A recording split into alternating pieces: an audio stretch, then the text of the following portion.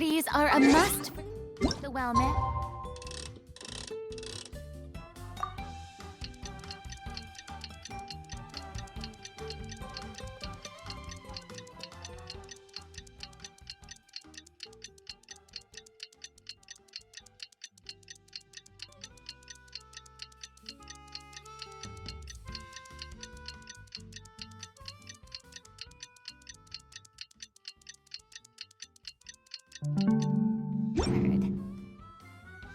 If you'd like to learn.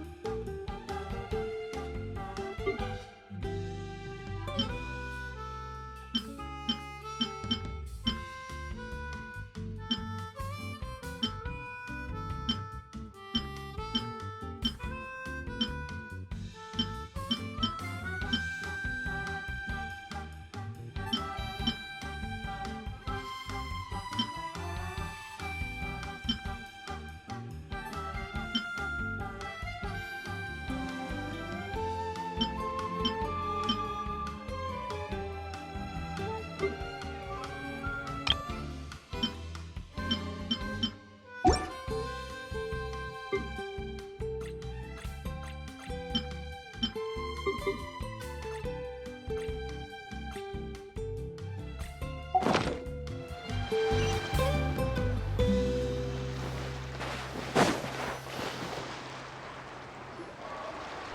feels like a whole new Paimon after those 2 days in the hot springs. The Abyss kinda threw a wrench in our relaxation, though. Still, spending time here really has felt like a vacation. The Kaholosaurs are so nice and so fun to play with. Their bellies are super bouncy. Oh, and Atea's snacks were so delicious. She gave Paimon some for the road just this morning, actually.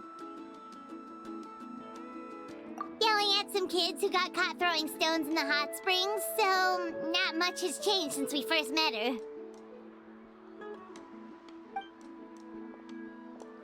Hey, you guys. Sleep well last night? Yep, this area is so nice. Glad you like it. I was thinking of taking you guys out to do some sea fishing. Later tonight, we can eat whatever we catch. Fresh fish is absolutely delicious right off the grill. Hey, Mualani! Yeah? What do you need? The team sent out to fight in the Night Warden Wars has returned. And Kachina? Is she back as well? Kachina fell in battle. But don't worry, the team was victorious, so the Rite of Resurrection will be held in the stadium soon.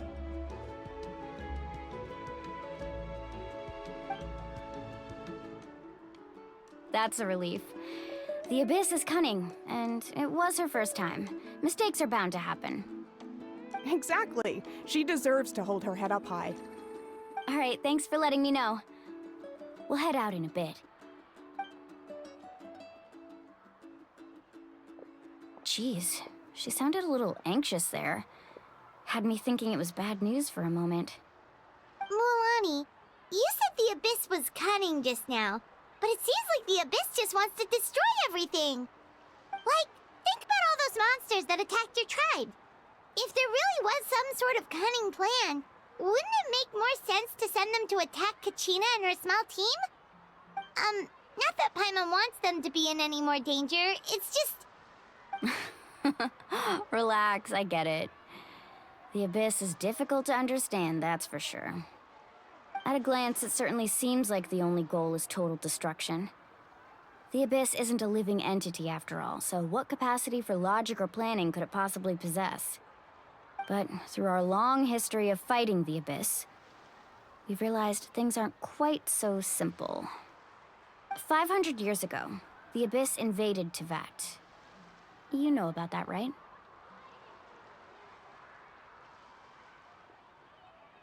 That's right. Conria suffered greatly during that time. But so did every other nation in Teyvat. And Natlan was the worst affected of all. It took the combined efforts of the then Pyro Archon and heroes from every tribe to finally repel the Abyss. Even so, the effects of the invasion lingered for hundreds of years, only able to be reversed little by little. Our tribe's waters were contaminated. The Children of Echo's territory was overrun by dangerous sludge surging from underground.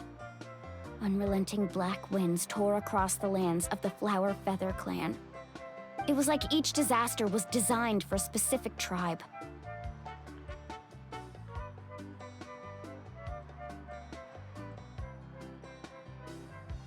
Exactly. We once thought that the Abyss's desire for destruction was a sort of primal instinct, but its methods are, in truth, marked by intelligence. We now believe the Abyss has invaded the Night Kingdom, and has the capacity to read the memories of this land at any given moment. And that's how it became so dangerous and cunning. Almost like it knows you inside and out. Yes, and that's why we've been unable to fully eradicate it, even after all this time. Luckily, the problems left behind by the Abyss have been successfully addressed by the various Pyro Archons we've had over the years. Now every tribe is prospering and things are looking up. I mean, just look at what we managed to do a few days ago. We totally fought them off.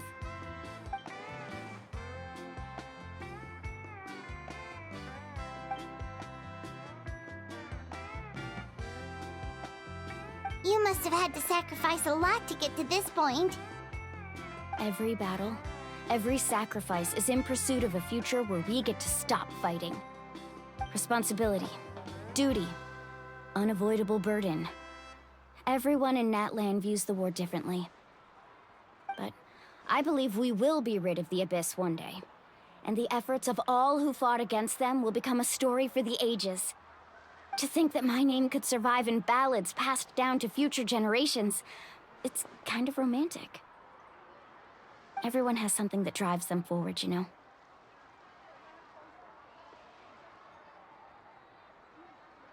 We have to. Not only for ourselves, but for our future. Anyway, let's head to the stadium. Our fishing trip can wait until Kachina's back with us. The sea's not going anywhere.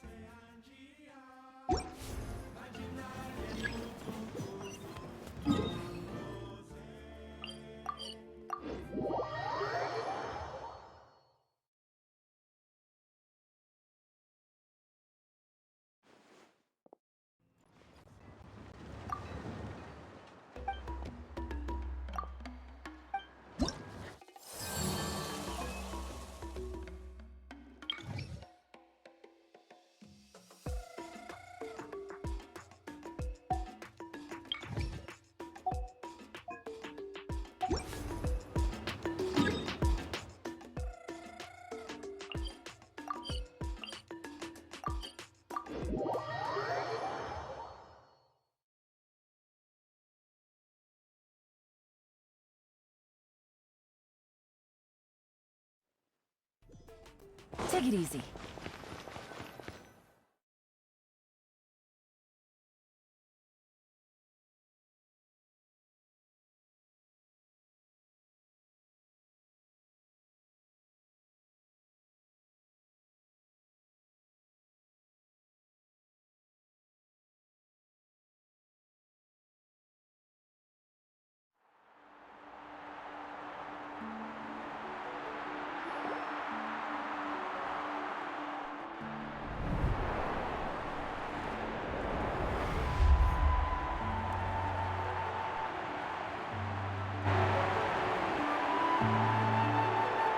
Whoa, this place is packed already! Of course. No one's gonna miss out on the chance to welcome our heroes back from battle. It's their moment of glory.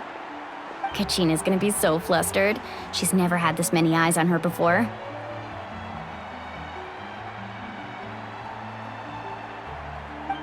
Yeah, she doesn't seem like the kind of person who likes being the center of attention.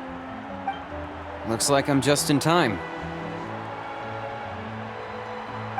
Kanich, you're here! Yeah, a commission ran longer than expected, but I made it. I heard about the incident with your tribe, Mualani. Is everyone all right? Yeah, it's all taken care of. Our new friend here's got some tricks up her sleeve, by the way. She's just as strong as Kachina made her out to be. Hey, look! Is it about to start? That's right. Someone will come out and recite a eulogy, and then we'll sing the Ode of Resurrection together. Come on, let's find a spot with a good view. When the singing starts, just follow my lead and you'll be fine. Let's go somewhere higher up so Kachina can spot us.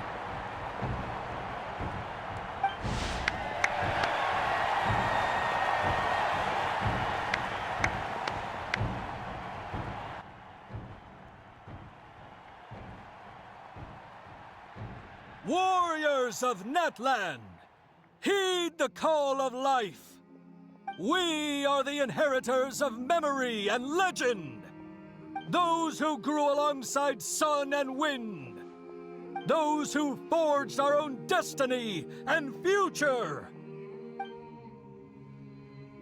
That is Natlan's fire, the lifeblood of our nation.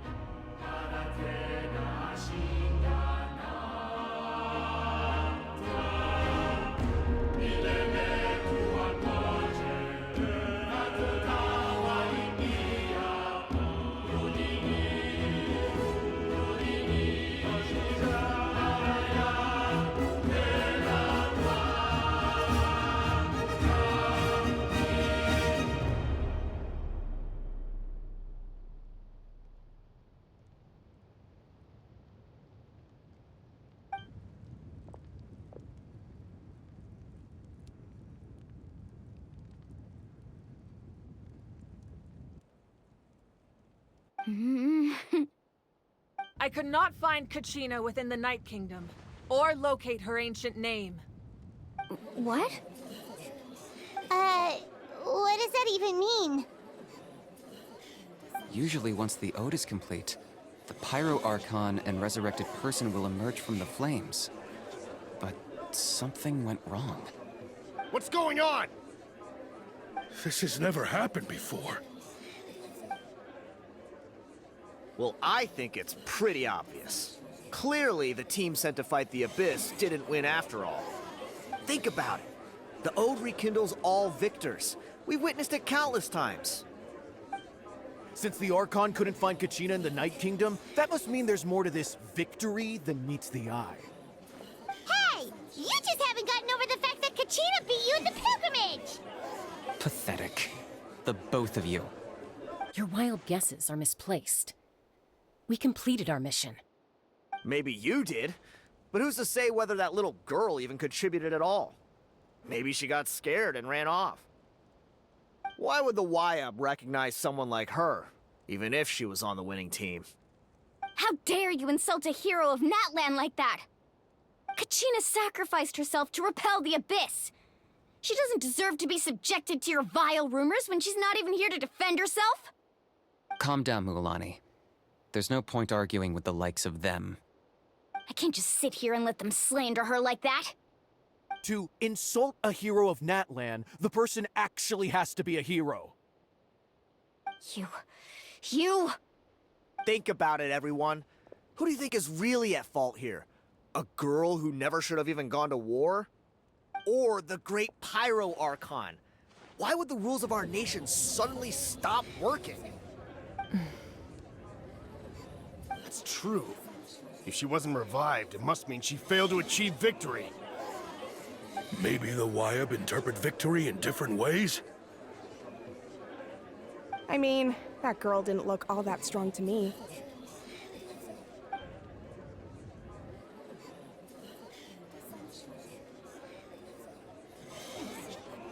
Kachina wouldn't have run! That's not like her at all! No, she's been waiting for this moment for too long. No matter how daunting the situation, no matter how scared she might feel, she's always the first person to stand up and face it head on. We don't even know what happened, so don't you dare try to use this as an excuse to vent your anger or slander her reputation. Fine. We'll find out what happens soon enough.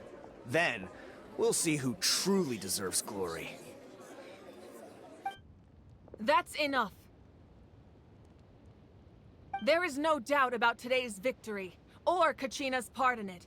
She is a hero worthy of our admiration and celebration. However, the failure of today's ceremony is undeniable. Kachina has not been rekindled, and I offer you all my deepest apologies as I continue to investigate this matter. To prevent further casualties, I have decided to suspend the pilgrimage until this matter is resolved. What? No one is all-knowing. No one is infallible, not even myself. But doubt is a means by which we seek the truth, not a weapon we wield against others. I didn't mean it that way, Archon. If there are things you wish to clarify, then ask me directly. Doubt my answer if you wish. But now's your chance. You have concerns? State them. No, of course not. Even though I have said nothing to change your mind, then it would seem the truth never mattered to you at all. That guy doesn't even have the courage to answer the Pyro Archon's question. So much for all that glory talk earlier. I have a question, Archon. My friend Kachina. Do you have any idea where she is? It's extremely important to me. I know you said you were investigating the situation, but I'm sorry, that's not enough. I've already shared everything I know. If you want to learn the truth and rescue your friend sooner, you should join the investigation. So, what do you say? Of course I'll join. In that case, come see me in the speaker's chamber. We should join them. Oh, and if it's not too much trouble, could you drop by as well, Traveler? I'd like to have a chat. Rest assured, everyone, I'll keep the tribal chiefs informed on the progress of the investigation. Once again, I apologize for the outcome of this ceremony. If there are no further questions, let's part for now. Did she just ask us to come along? I believe she did. Let's go. I'd like to know what's going on myself.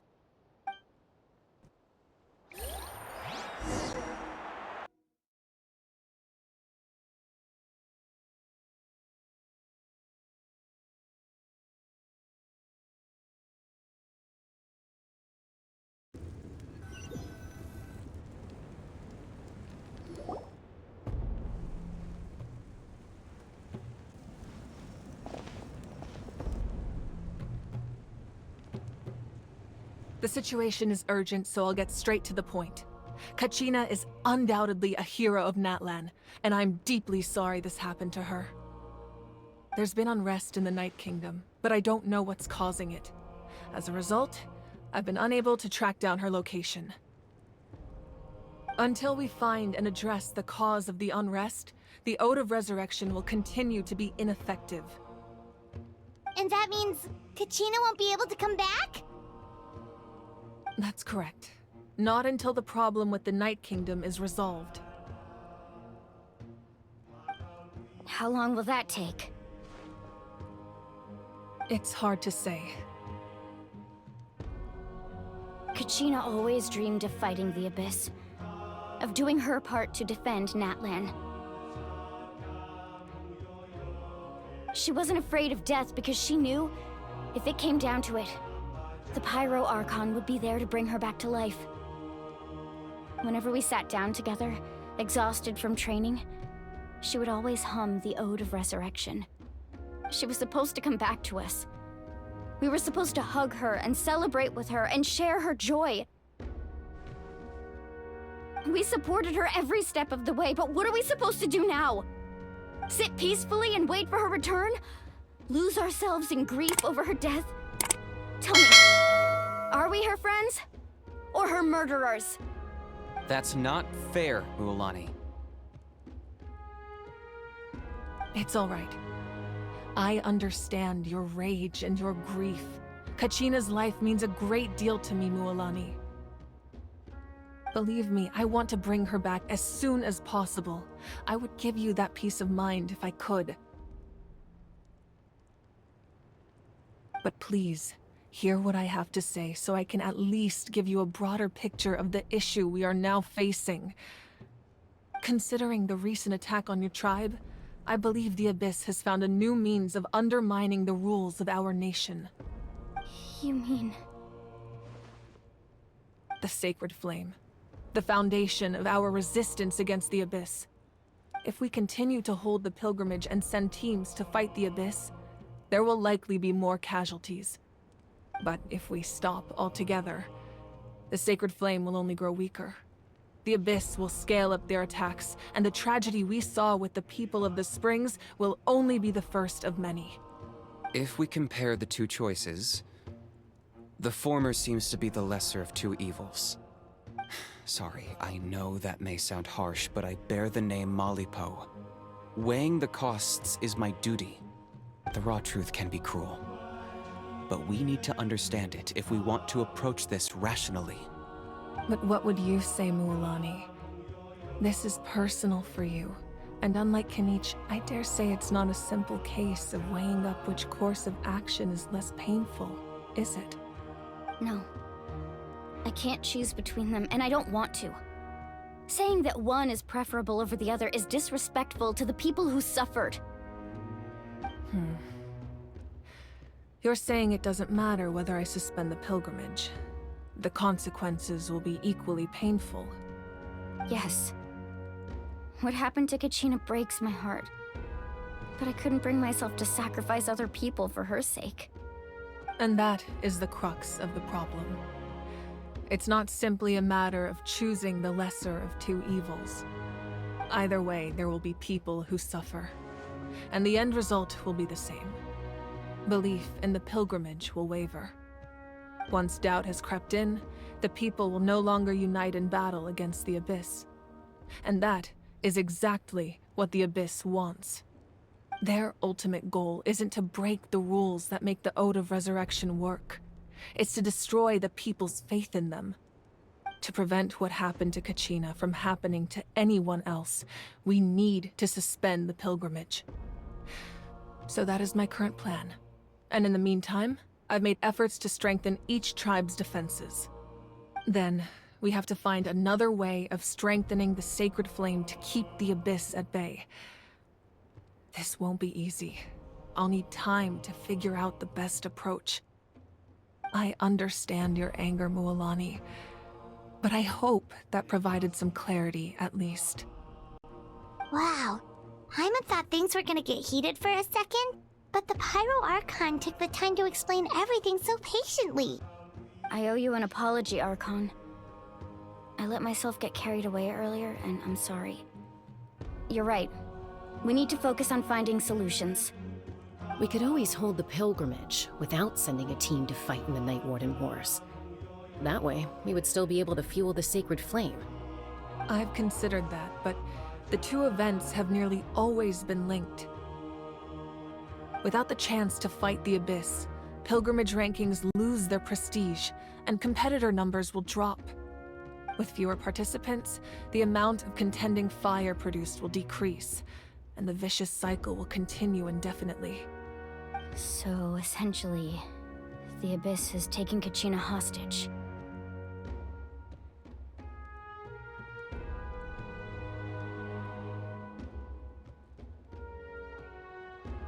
You've learned about the concept of ley lines during your travels, yes? The Night Kingdom is something similar. Staying there for a short period of time shouldn't have an effect on the person. But with the Abyss in the picture, it's a different story. Your sense of self will be devoured until eventually you become one with the Sea of Souls. Imagine pouring a cup of water into a rushing river. You can try to scoop up another cup, but there's no chance it will be the same water you had before. I won't sugarcoat it. That is the danger Kachina is currently facing. Just like you said, Archon. Both of these problems need to be addressed. You can focus all your efforts on dealing with the Sacred Flame. I will go search for Kachina. The Abyss poses the same threat to you as it does to her. It is very possible you will not return. Knowing that, do you still choose to go? Kachina's waiting for us to rescue her. That's all that matters. I failed to protect her during our campaign, but I can make it up to her now. I choose to go as well. Traveler? What do you think? Understood. Then I'll support you in any way I can. The Masters of the Night Wind have a technique that can extract an ancient name from the ley lines. If we can find Kachina's ancient name, I can use the link between them to pinpoint her position within the Night Kingdom. Then comes the hard part. You need to visit the Night Kingdom in person and rescue her. But isn't the Night Kingdom a land of souls? Can we even go there? Under normal circumstances, only the consciousness can enter. But there is a way to go there in person. However, know that the Night Kingdom will attempt to repel you, and the Abyss certainly won't leave you be. That's fine by me. Same here. Fighting the Abyss is nothing new for me.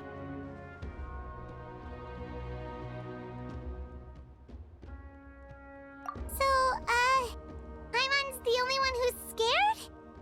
Well, if you're going, Traveler, Paimon's going too. Lali of the Masters of the Night Wind once created an artifact that can be used to communicate with the Wyab. We call it the Spirit Speaker Stone. It was originally used as a ceremonial artifact wielded by the tribal chiefs, but that spiritual quality also means it can be used to search for an ancient name. That was the artifact I delivered to the Scions of the Canopy a few days ago. Didn't think I'd be hearing about it again so soon. Thank you so much for your help, everyone. Your thanks are unnecessary. I will offer you whatever aid I can, but your fellowship and courage are what will truly decide the success of this operation. Besides, you're the ones helping me. I can only focus on one thing at a time, after all. Traveler, I certainly didn't expect our first conversation to be so serious. I've heard all about your accomplishments. Ever since you arrived, I've been hoping to meet you and offer you Natlan's highest level of hospitality. Why? Why? Is that not what happened in the other nations you visited?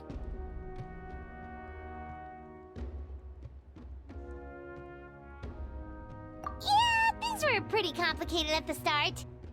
And, you know, in the middle. But our reputation's solid nowadays. That's more like it. After all, I've heard you're someone who transcends fate.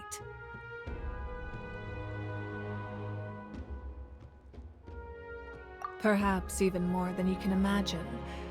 But we can talk about that some other time. Ideally, this would be the perfect night for a drink and some musical ambiance. But there are important things to be done. Oh, I almost forgot. Atea was wounded in the fight against the Abyss. She wanted us to give this to you. It embodies fond memories and my strength of will. That's what she asked us to tell you. She said you'd know what that means. I didn't think this day would come so soon. The flames of her life force. I can feel them flowing within the talisman. If things were different, the two of us could have enjoyed the hot springs together while she gave this to me in person. We're supposed to be hot spring buddies after all. But don't worry. This talisman means a great deal to me. I'll take good care of it, and once this is all over, I'll pay Atea a visit.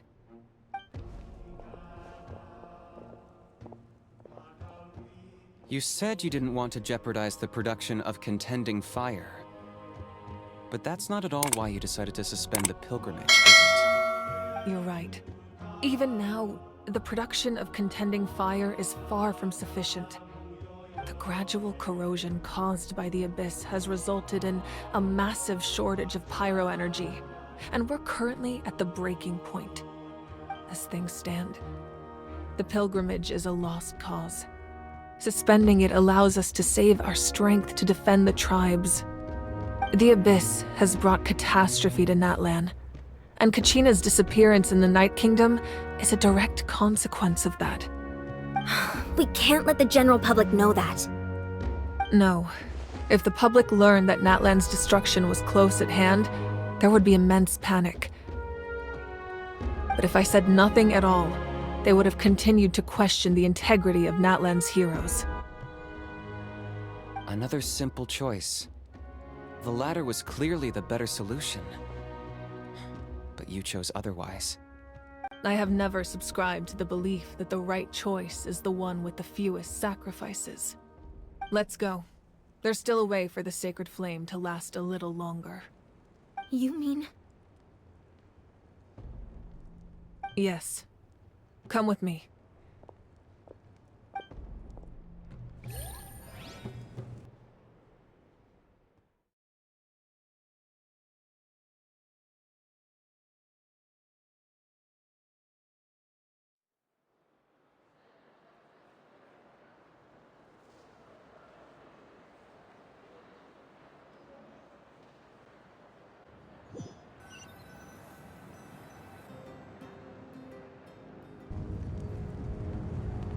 The sacred flame must never go out.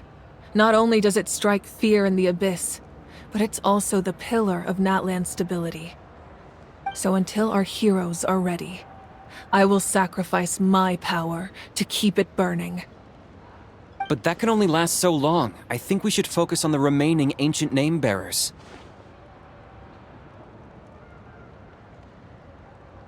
Don't let desperation cloud your judgment. Those chosen by the Wayab have already embarked on their destined path. It is for them to decide how that journey ends, not us. All we can do is support them. Even so, for you to make this sacrifice, it's not right. If not me, then who? No other is capable of sustaining the sacred flame. I possess great strength, but I'm not above my people. This is part of my duty.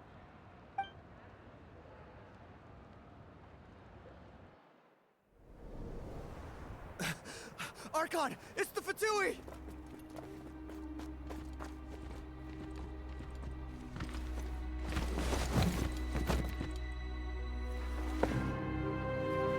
The Archon of Natlan. A force to be reckoned with. The secret of the ley lines is no secret to me.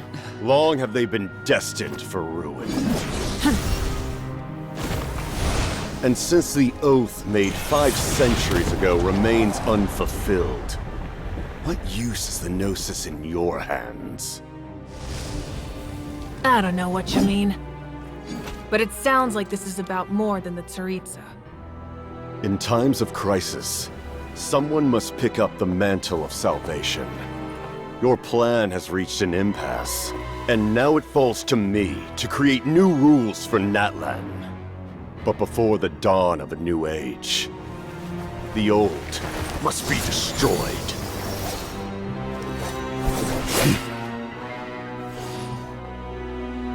I assume that's the end of your speech?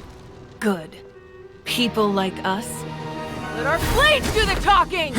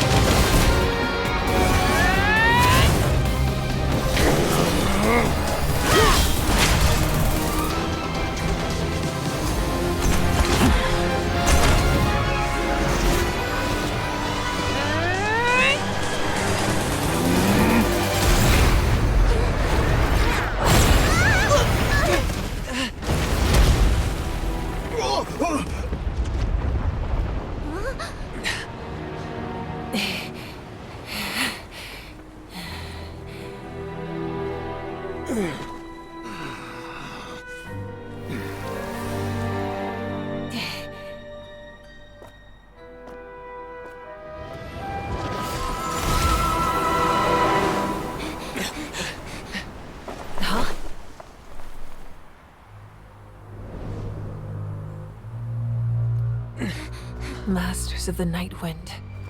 Send word. The captain and his followers must be apprehended.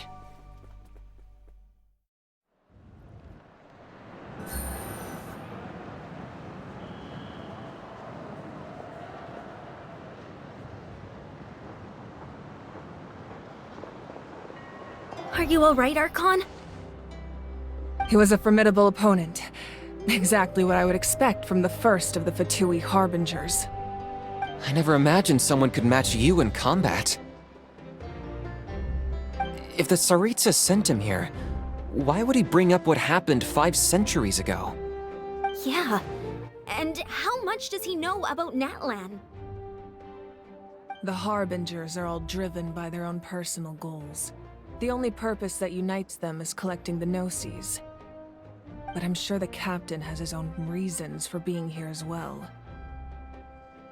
Whatever his motive, we should shift our focus to the Fatui. If they attack again, and we're not prepared, we're done for. No, we're running out of time. The wound I inflicted should hold him back and weaken him for the time being. Besides, I'm sure you noticed, the power that came to his rescue just now came from the Masters of the Night Wind. In other words, there are traitors among us. Not necessarily. This could prove to be a very valuable turn of events. When we exchanged final blows, I sensed an unusual presence within him. I'll need to investigate further. Kanich, go to the Masters of the Night Wind and look into who could have aided the captain. Speak to Seat Lali. She should know. Of course. I'll head out right now. Do you still intend to... Yes, but fear not.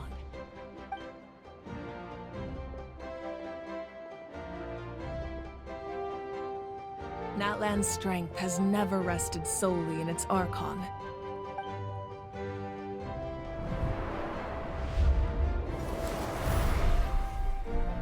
Together we foresaw the only path that leads to our nation's future. We must trust in that vision now.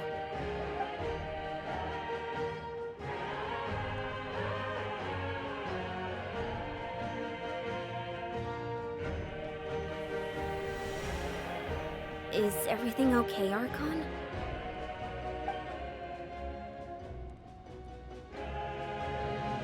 Completely fine. Just lamenting the fact that I never got a picture when I could still turn my hair into flames.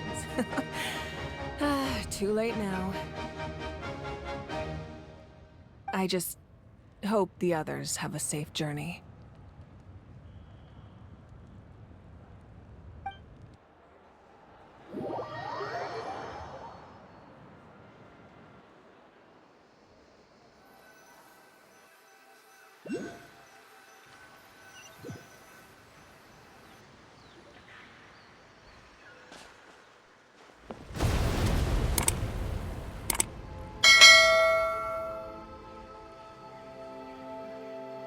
What's happening at the stadium?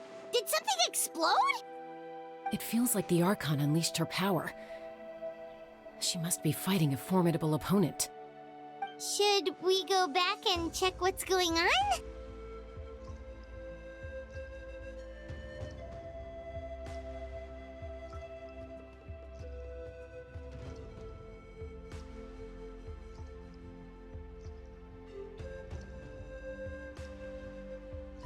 Have faith in the Archon.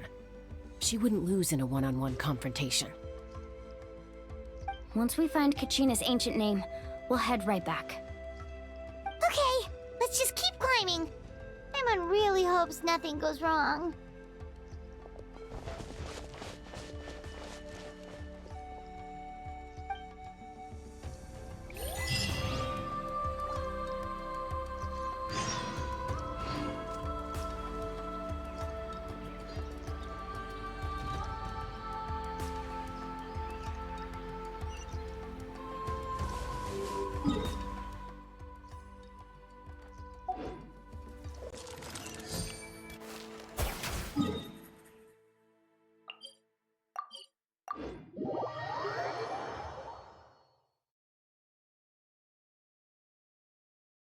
That's Wyna, the tribal chief.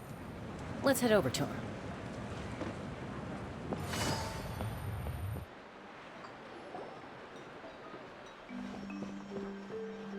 Chaska. Nice to see you again, Wyna. I'm afraid we don't have time for pleasantries, so I'll get right to it. We're here for the Spirit Speaker Stone. Whoa, hold on a second. At least tell me why you need it first. My friend Kachina is trapped within the Night Kingdom. We need the stone to find her ancient name and rescue her. Rescue her? From the Night Kingdom? That's right. I'm sorry, but someone needs to tell you what you don't want to hear. Going there, a mature warrior would never make such a foolish decision.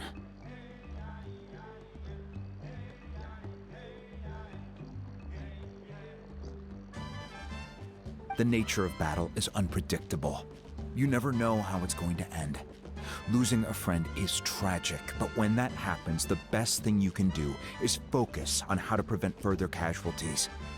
I appreciate what you're trying to say, Chief Wyna. But if the price of maturity is abandoning a friend in need, I'll choose foolishness any day. If Kachina's still holding on, then so will I. I thought you might say that. Is something wrong, Wyna?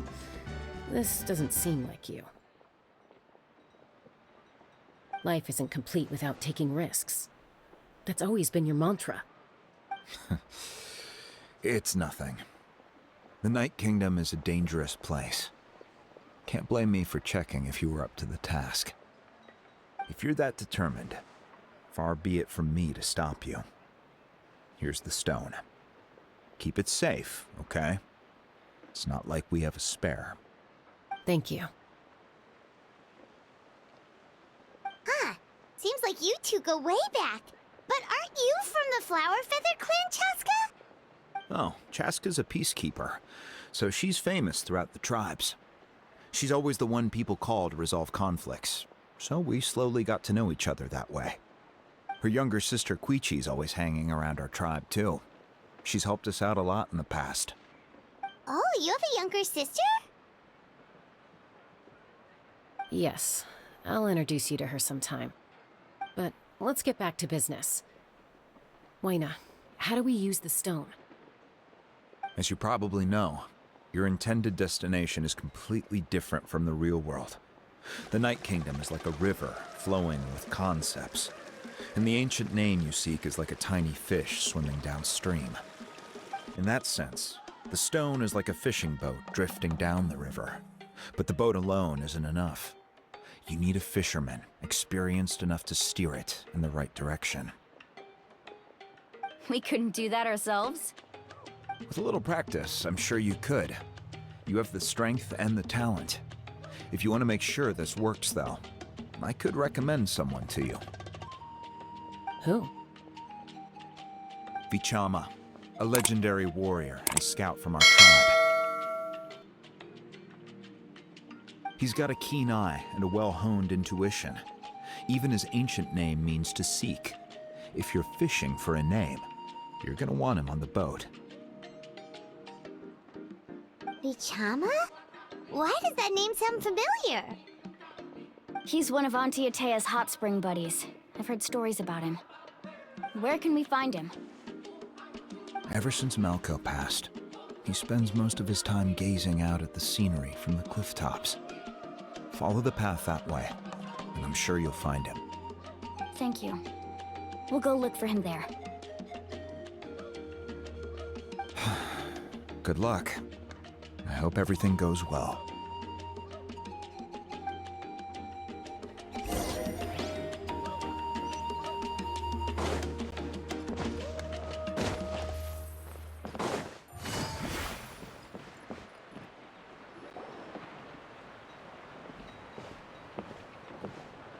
Someone admiring the scenery from the cliff tops. Ah! That must be him! Hello there, are you Vichama? That's me. Did you need something?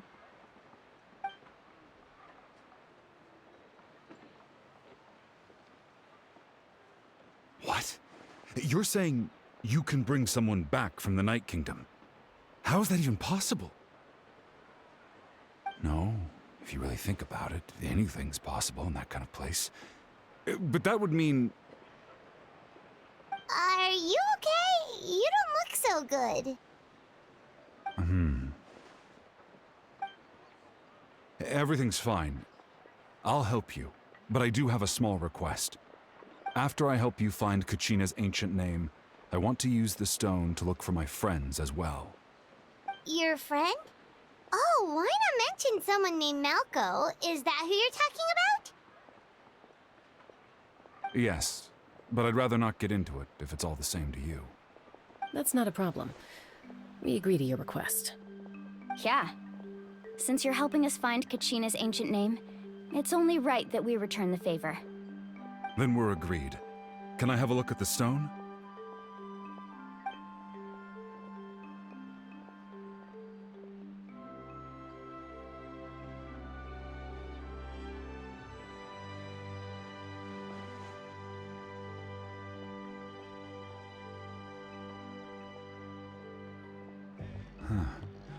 I see. From what I can tell, it functions almost like an abyssal pylon. Both connect the Night Kingdom to the living world. Once the connection is established, the abyss will come surging through the opening like a predator honing in on the scent of blood. So we have to be sure not to use it in a tribal settlement. Wow, you got all that just from looking at it? I just picked up on the basics, really. I still have no idea why it works. You said someone named Lali invented this. They must be a genius. I'll go find an open area and start setting things up. In the meantime, I need you to get 2 things for me. We'll go right away. What do you need? First, I'll need some hook ropes. Pretty much every store around here carries them, so no need to go anywhere special. Oh, and I need to build a net out of them, so make sure you get a good amount. Wait, are you saying you're going to use a real net to catch Kachina's ancient name? How does that work when one's tangible and one's not? By creating something tangible in our world, like a net, we can create a connection to a corresponding concept in the Night Kingdom. Basically, I'm going to use the concept of a net to catch something equally intangible, an ancient name. Oh, I see. What about the second thing you needed? Right. I need 2 chunks of obsidian. Once we bring the ancient names into our world, we'll need a place to store them. Normally, you can only get obsidian from the Children of Echoes, but I heard there's a traveling merchant from that tribe around here somewhere, so maybe you can try your luck there. Gotcha! All right, let's split up. See that clearing? Let's meet over there when you're done.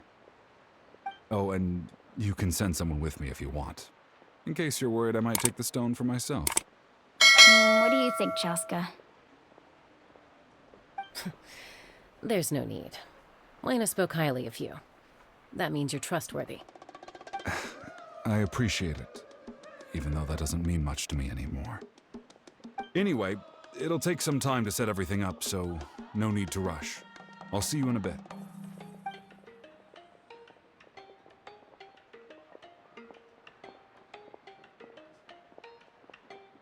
What an odd guy.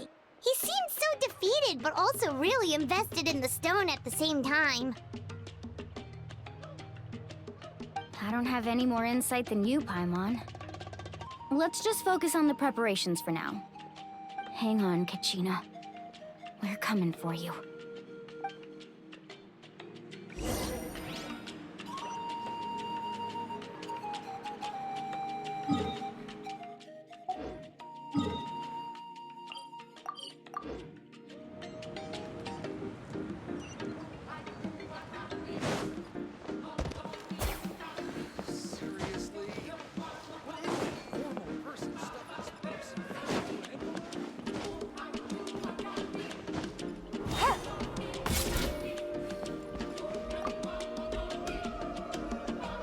Hello. Do you have any hook ropes for sale? Hook ropes? As in rock climbing equipment? Yes. How much for your whole stock? Oh, the whole thing? Let me see. That would be 30,000 more in total. Deal? Deal. Wait, really? What, you want me to drive down the price? We just need these as fast as possible. Thanks. Oh, no problem at all. I'll even pass along some information on the house. These ropes are usually used by rock climbing enthusiasts. If you want to learn, Roka's the person you want to ask. All right, that's everything. Here you go. Now we need the obsidian. Let's go talk to the traveling merchant Bichama mentioned.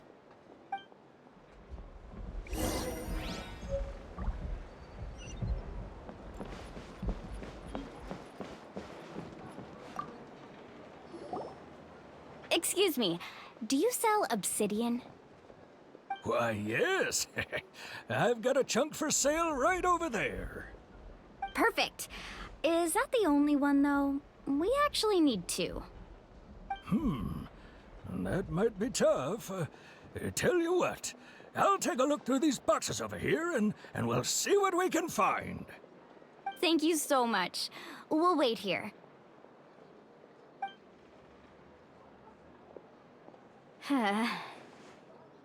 Relax.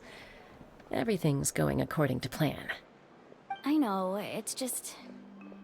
I could tell Bichama feels the same way about his friend that I do about Kachina. I hope this chunk of obsidian isn't the only one. Kachina always carries all sorts of shiny stones with her. If I was the one trapped in the Night Kingdom, she'd have a whole pile of obsidian ready in a heartbeat. Well, would you look at that? I did bring an extra. Here you go, young lady. How does it look? Perfect! Thank you. How much do I owe you? If you hadn't shown up, these stones would have just sat here collecting dust. I'll take 3,000 mora for both. Here you go. By the way, I heard you mention Vichama just now. You running an errand for him, then? How's he doing? Malco's been gone for 5 years now. It's about time he started to move forward. Do you know what happened between them? I heard about it in passing while I was out drinking one night, but I don't know all the details.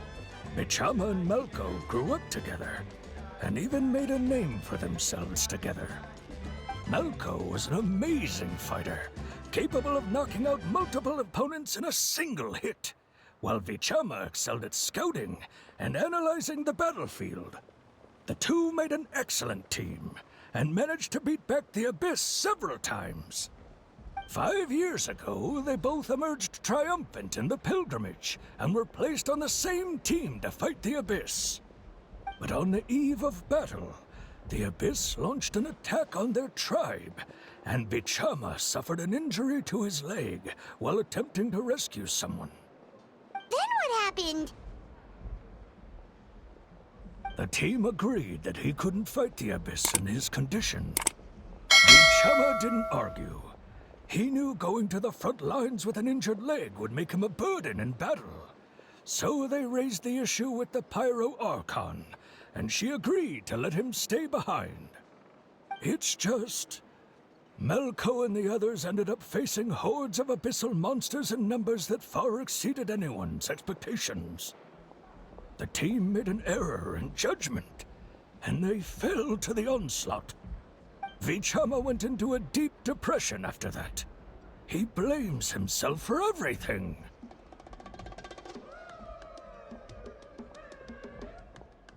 Oh, you're not wrong. But it's possible he chooses to blame himself. Not because he did something wrong, but because he wasn't able to do anything at all. I've tried convincing him to move forward, to stop dwelling on the past. But the shadow of Malco's death hangs over him still. The Abyss has caused so much suffering, and some wounds never heal. I wish there was something he could do to make himself feel better, but... anyway, that's the gist of it. Maybe you could help him talk things through sometime. I would really appreciate it.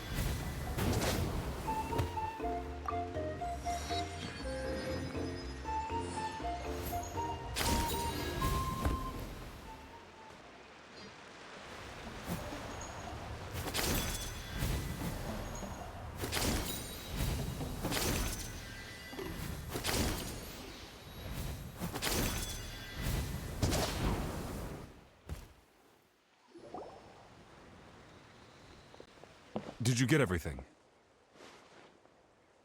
Yep, it's all here. When do we start? I've made all the necessary adjustments, so we're good to go. As agreed, I'll help you find Kachina's ancient name, and then you return the favor.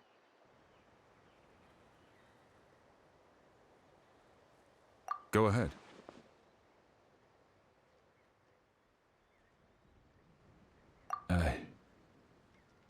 Yes. After Malco fell, I scoured the battlefield to see what happened. It turned out he wasn't bested by some impossibly powerful foe. He was dragged to his grave by the sheer number of enemies. If I had been there, I would have been able to sense the danger. I could have warned them not to advance. I've always blamed myself for what happened. But when you told me about Kachina, I realized there's a chance Malco might also be alive, fighting for survival in the Night Kingdom. But that happened several years ago, right? The Pyro Archon said all life within the Night Kingdom eventually becomes one with the Sea of Souls.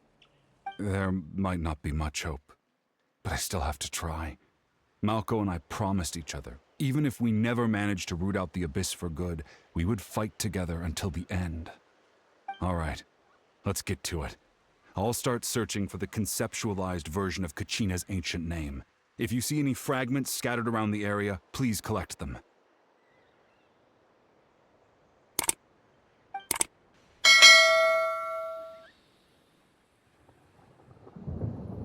Make sure you prepare yourselves for battle. As I said, the stone will link the mortal realm to the Night Kingdom.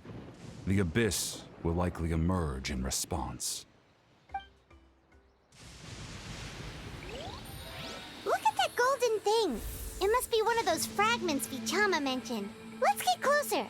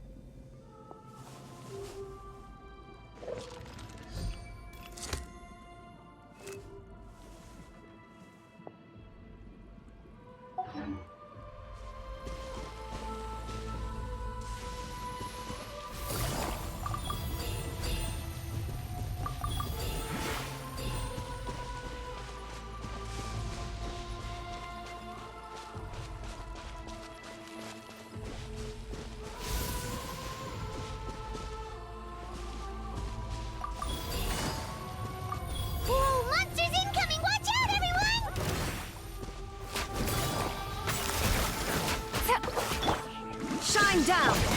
Hey! Shower me with praise.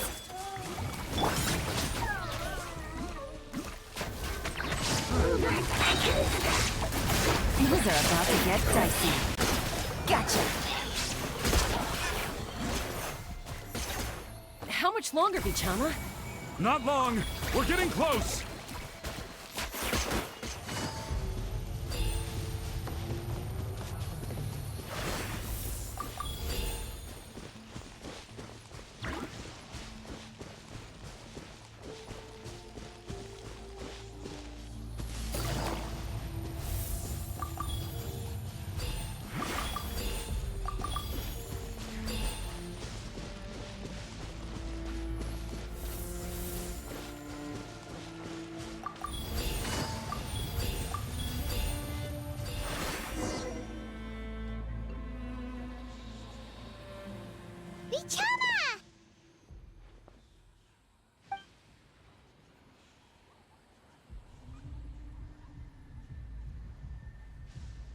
Quick, take it!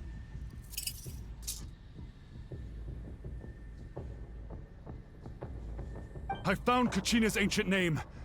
Hang in there, Malko. Just a little longer. Something's not right. The power of the Abyss is getting stronger.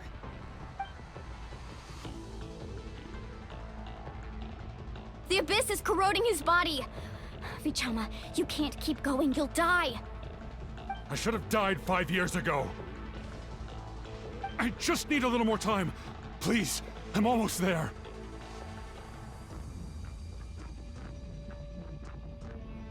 Thank you.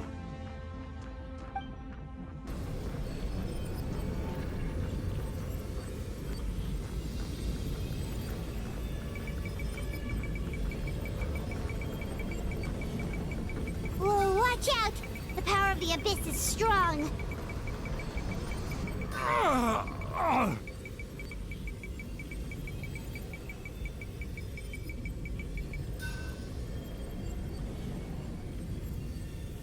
This power.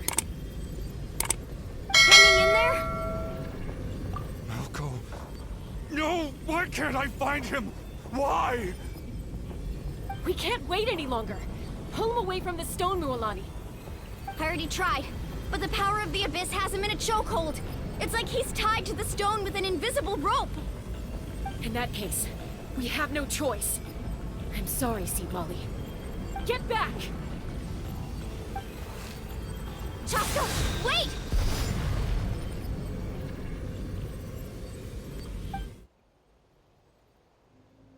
Ouch! What happened just now? It looked like the Spirit Speaker's stone was... The stone's power was spiraling out of control. The only way to stop it was to destroy it. You were all caught in the shockwave of the explosion. You might feel dizzy for a while, but that's normal. Give us a heads up next time, will you? You're lucky we managed to dodge it in time. I thought I said to get back. Yeah, barely a second before you made it go poof. Not everyone has your reflexes, Chaska. We were this close to getting dragged into the explosion. Okay, I'll be more careful next time. At least Kachina's ancient name is still in one piece. Wait, where's Vichama? Vichama!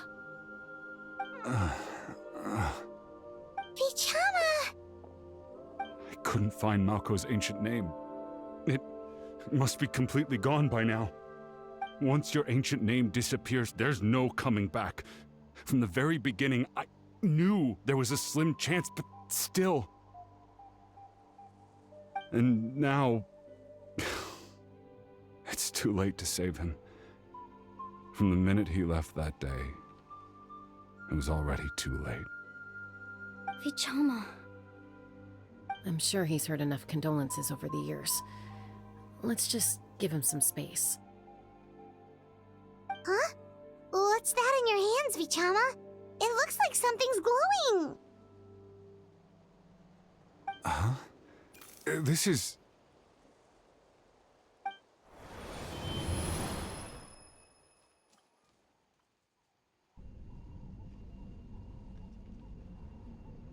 Hey, Malko.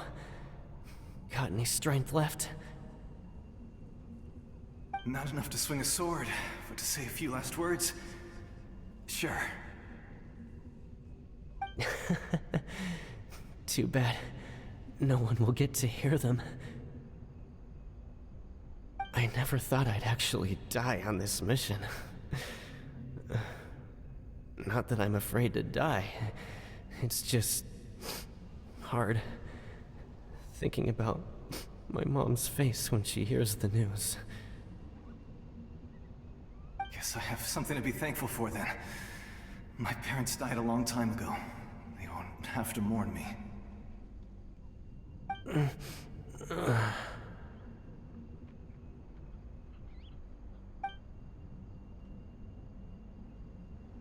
Pisak!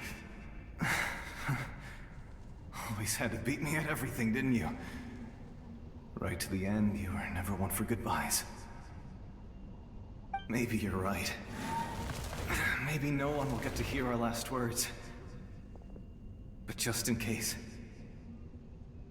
Vichama... I'm so glad you didn't come with us. Don't be sad. Just keep on living. For the both of us.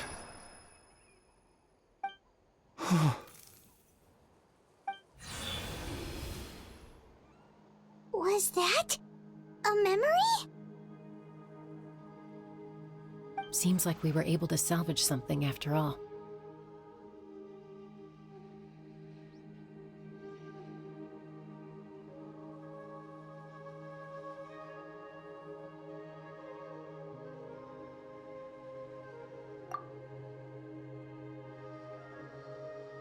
Of course.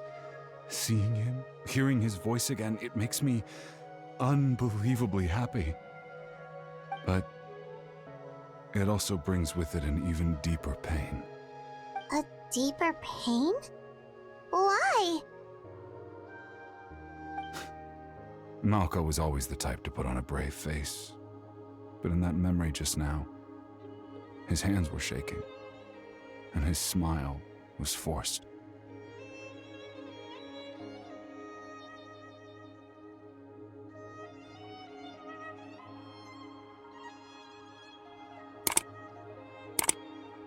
For all these years, I regretted not being able to fight alongside him to the end.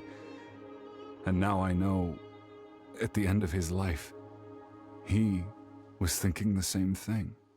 Bichama. I'm fine. Actually, I heard Chief Wyna wasn't really on board with your plan to go to the Night Kingdom. When you asked for my help, I hesitated too. I knew helping you find your friend's ancient name meant leading you one step closer to danger. But I also understood why you had to try. Everyone has regrets in life, but not everyone gets the chance to make up for them. Once allowed to fester, guilt strips us of our most valuable qualities as warriors. In that sense, we might as well choose the braver path from the very beginning.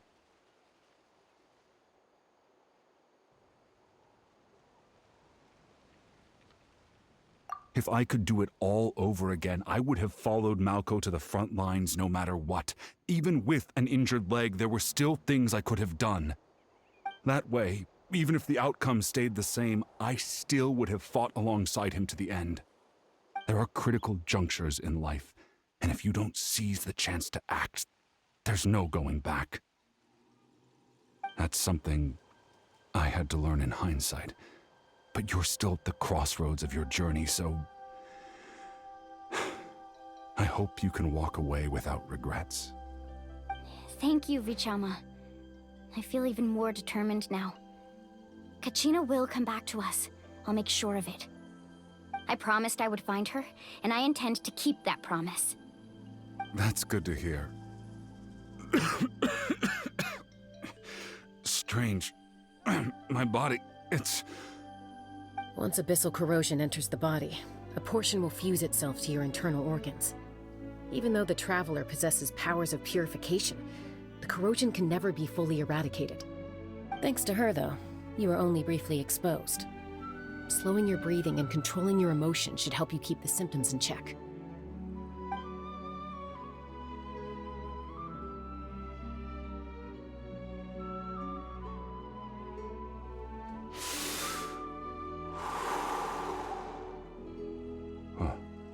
That does make me feel better.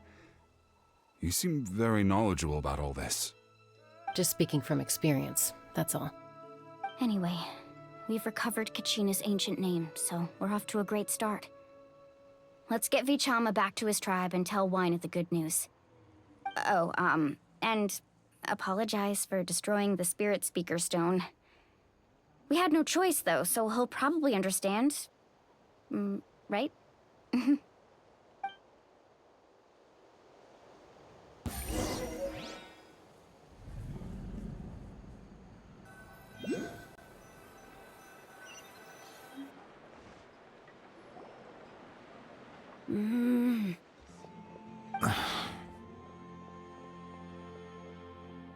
Koichi, are you really gonna just stand there like that?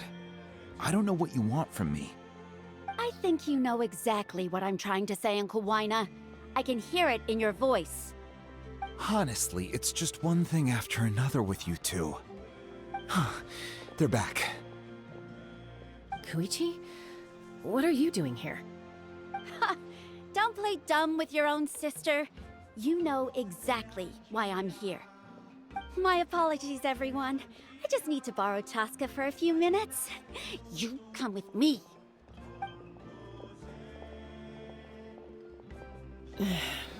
I'll be just a moment. Who was that? Koichi, Chaska's younger sister. Although the two aren't actually related by blood, it's kind of a long story. It's not really my story to tell, but I guess it's not a secret. You see, Chaska was actually raised by cuckoo sores. She was afflicted with a rare disease when she was a child, and abandoned in the wild as a result. The Abyss found her out there, all on her own, and tried to devour her. But in the end, all that did was trigger her will to live. That strength of will pushed her to survive. But it also planted a seed of conflict within her. Eventually, she was adopted by the cuckoo sores. Wherever they went, she followed, getting into fights right and left. For some reason, Paimon can totally imagine that. Well, when Chaska finally returned to human society, it was Koichi's parents who adopted her. At the time, Chaska still had a habit of getting into fights, so Koichi was always taking her around, apologizing to everyone. Ah, I remember those days. One of those fights was definitely with me. But, you know, kids. You're fighting one minute and your friend's the next. Eventually, she found a way to rein in that desire to fight. And now she's who people call to resolve conflicts. She's known as the Peacemaker. It sounds like she still argues with Koichi, though. Don't siblings usually stop fighting when they get older? That's partly my fault. Koichi asked me to stop Chaska from doing anything dangerous, but you probably know by now, once Chaska makes up her mind, there's no changing it. Oh, I get it. No wonder you tried to talk us out of going to the Night Kingdom. Chaska even said that wasn't like you. I'm all for your adventure. You need to take risks when you're young, because by the time you're my age, you couldn't attempt something like that even if you wanted to. Better try now than live with regrets later. That's what I say. Still, I can understand where Koichi's coming from. In the end, nobody wants to sit back and let a loved one put their life on the line.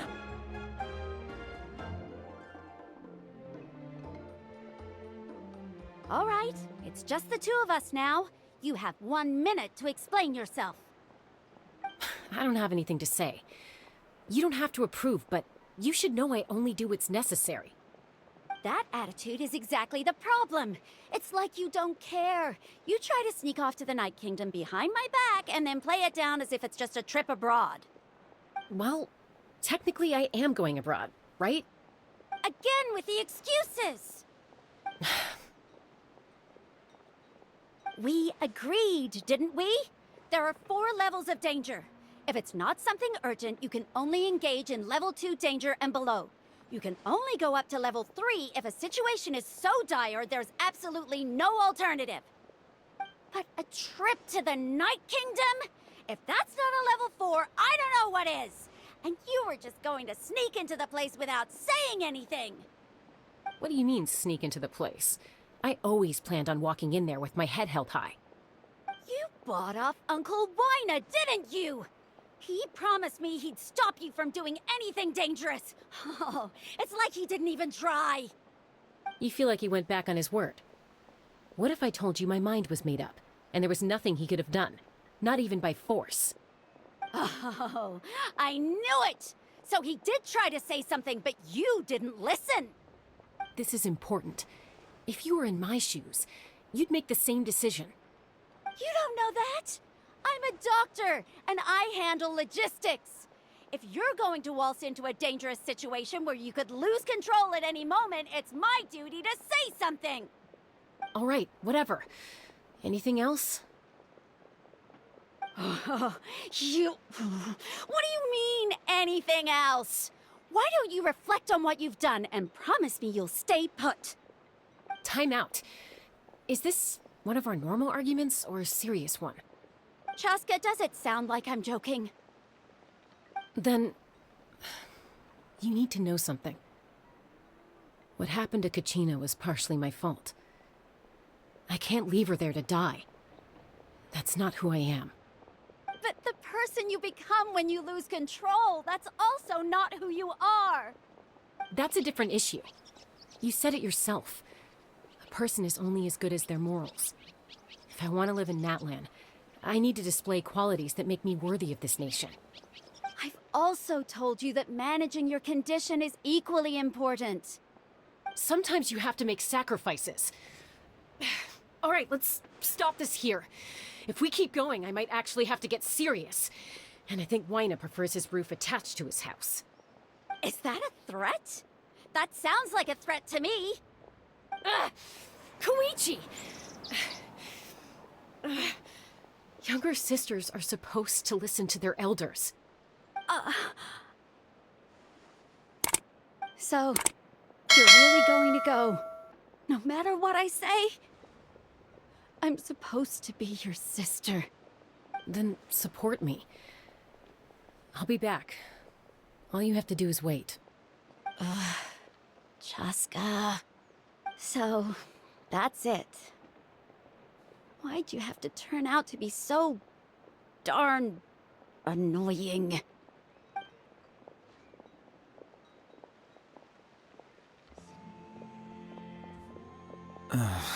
You two are something else. Something you wanted to say? I know you aren't related by blood, but you two sure are similar. Really? You know, I said that very thing to Koichi not too long ago, and she reacted the exact same way, down to the very tone of voice. It's not my place to get involved, but I will say this. Try to spend a little more time with your sister. You're tough kids. That doesn't mean you have to go it alone. Thank you. Anytime. All right. If you're done with the Spirit Speaker Stone, you might as well hand it over. According to Kinich, it's an important ceremonial artifact, so it'd be safer to keep it with me. About that. If only Tone-Deaf Bard was here, he could have repaired it just like the Holy Liar. It might be in a few more pieces than you remember. Huh?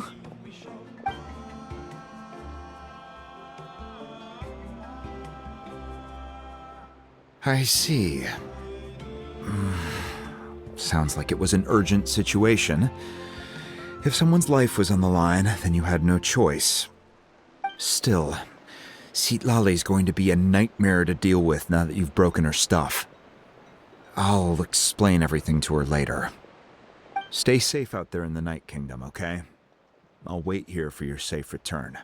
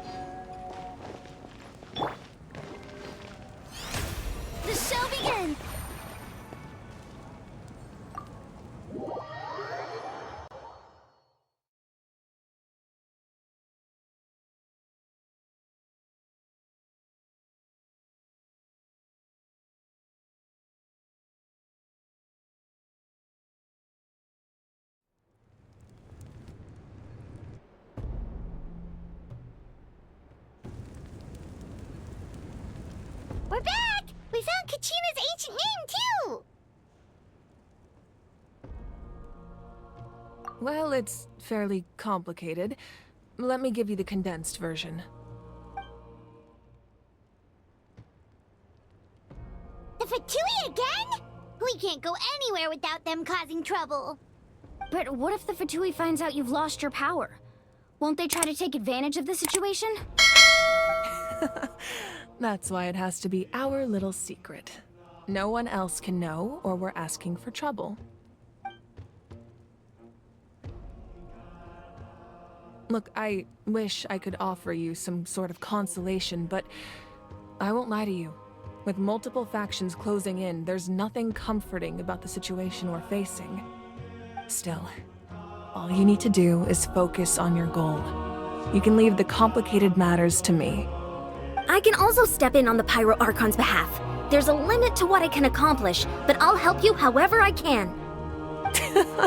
There's no need to be so modest, Yan-san. Your incredible strength has long been a well-known fact. You're the pride of your tribe. Archon, I'm sorry about before. You have so much on your plate, so much that you have to worry about. But all I could do was focus on my own feelings. You have nothing to be sorry about. We all get overwhelmed by our emotions, myself included. Your reaction to Kachina's disappearance, I understand that feeling very well. Well, now that we have Kachina's ancient name, let's go track her down. Follow me.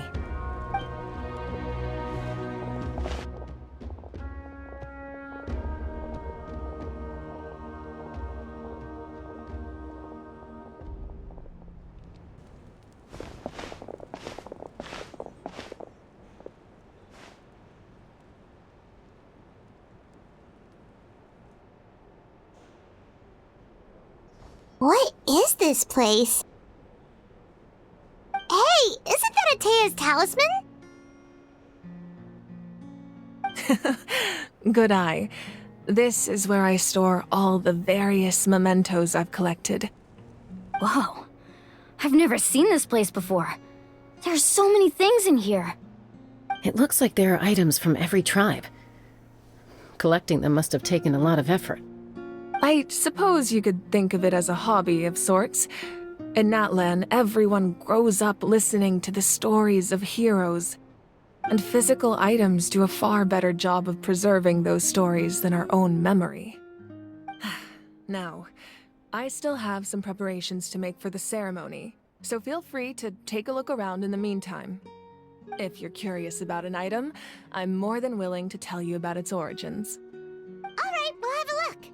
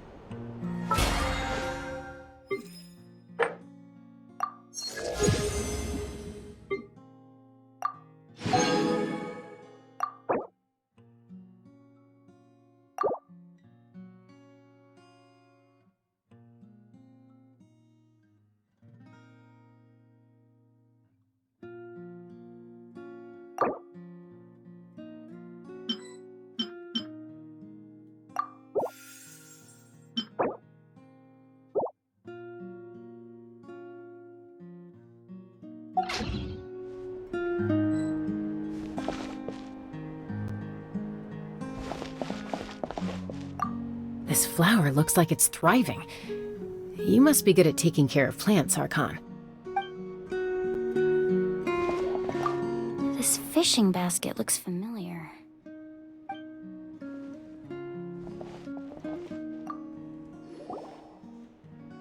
Hey, there's a fishing rod here. It must have belonged to the people of the springs. That's right. It belongs to a legendary fisherman named Matavaru. I have his entire set of fishing equipment, actually. He and I met in a tavern. He told me about a particular kind of giant fish and his meticulous plan to catch it. In his eyes, I saw a hunger and a strong fighting spirit. To him, the sea was the battlefield upon which he staked his honor. So, did he do it? The next time I saw him, he was covered in scars. It turned out the fish he sought had been corroded by the abyss. He managed to kill the fish, but sustained a serious injury in the process, which meant he could never go deep-sea fishing again. Can a fisherman claim victory if he fails to bring back his catch? That's what he asked me in the end. Well, Paimon thinks he won. That was my answer as well. The experience was far more valuable than the prize itself. In the end, he didn't want his tools to go to waste, so he gave them to me. Wait, that means you also know how to fish. Maybe we can go head-to-head sometime.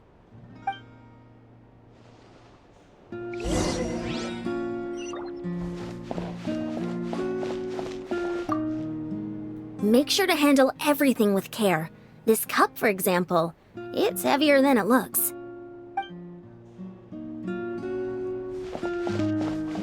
Scatter!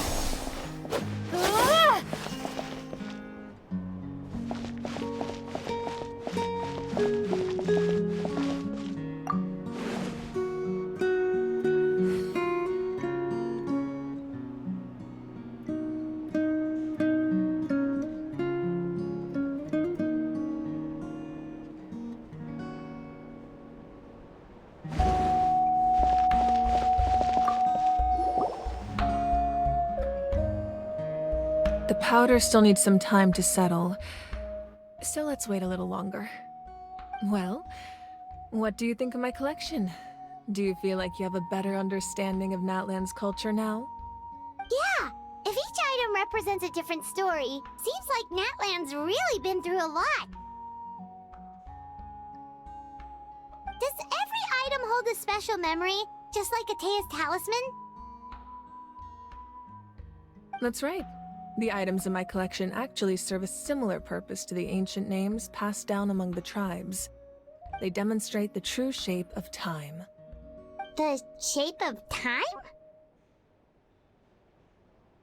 Most people perceive time as a linear concept, almost like a straight line that can only move forward. We cannot change the past or predict the future. But there's also a different theory, one that I believe to be closer to the truth. Namely, that the past, present, and future all exist at once. At once? Paimon's not sure she understands. Let's say your journey ended right now. Thinking back on your experience in each nation, which one would you say was the most important? Exactly. Even at the end of your journey, the things you experienced along the way don't cease to exist. They become part of who you are. Take out a portion of that journey, and you would likely make very different decisions, and eventually arrive at a very different destination. The future is the same way. It exists even though it has yet to come to pass. We just lack the means to perceive it. Of course, there are those with the power to foresee the future. They simply call it by a different name. Fate. You're quite familiar with that concept, I would imagine. That does kinda make sense. The future hasn't happened, but already exists. Humanity excels at living in the present, but too often we forget the past and neglect the future.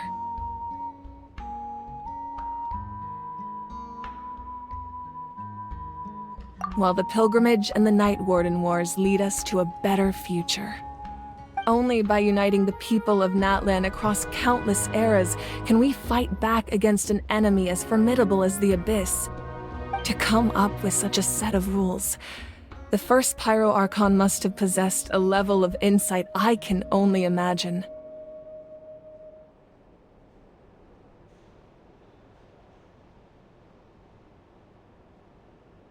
That's correct.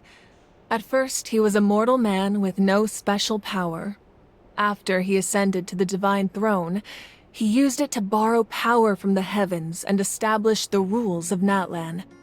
Namely, a framework through which ordinary people can ascend to Archonhood. By holding the pilgrimage, we're able to determine the strongest among us, and when that person ascends to the divine throne, their inner flame will awaken. In addition, the sacred flame will grant them significant knowledge and memory of this land. After all, that's how I came to know everything I just told you. So, it all comes down to the power of the divine throne and the rules. Wait, is that a family portrait? Yes, that's my mother, father, younger sister, and the little saurians we raised. I turned a piece of my dad's leather armor into a canvas and commissioned a famous artist to paint our likeness. Your sister is so cute! It looks like the two of you are really close. Paimon was having a hard time thinking of an Archon as an ordinary person, but seeing this portrait, it kind of makes sense now. It really doesn't look like there was anything special about you before. Oh, wait, is Paimon allowed to say that? A little late for that question, don't you think? Sorry! Paimon's so sorry! Paimon's mouth works faster than her brain sometimes! It's alright. I'd never get upset over something like that. No matter what others may say, my past is a precious part of my identity. I'm forever proud of the life I used to lead. Becoming the Archon doesn't mean you sever ties with your family. The position just comes with a lot of responsibilities, so it impacts how often you get to see them. My father made the most delicious stew, so my sister would often bring me a large pot of his cooking, and we would sit on a blanket and eat it together. One time, we didn't close the door securely, and the saurians we were raising ran into the room and knocked over the entire pot. My sister immediately burst into tears. The two troublemakers were going for the meat, but when they saw my sister's distress, they froze on the spot. I still remember the way they laid there, sulking like a pair of children, even after making such a mess. It was frustrating, but in the end, all I could do was comfort my sister and move on. Wow.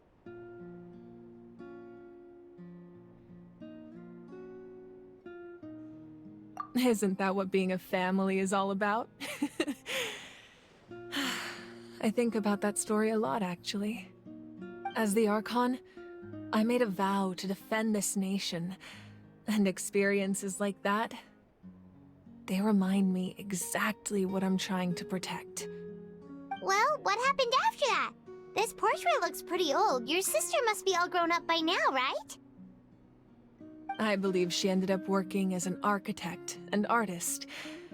She built many houses and crafted many beautiful works of art. Anyway, that's enough about me. Now that the powder is settled, we can begin. Ian-san, Mulani, Chaska, over here, please. Place the ancient name up there, and then we'll begin.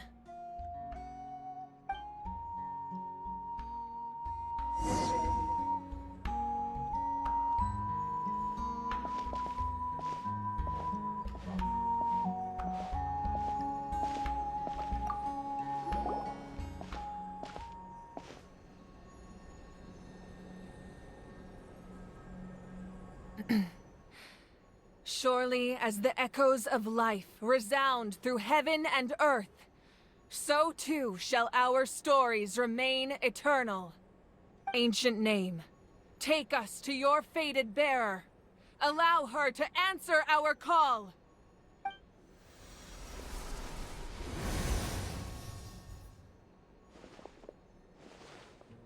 Am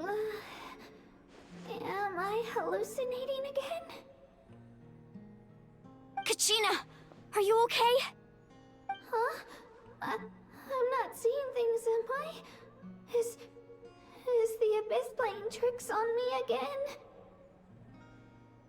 It's okay, Kachina. It's just us. We're trying to find a way to bring you back. Everyone, you have to listen to me.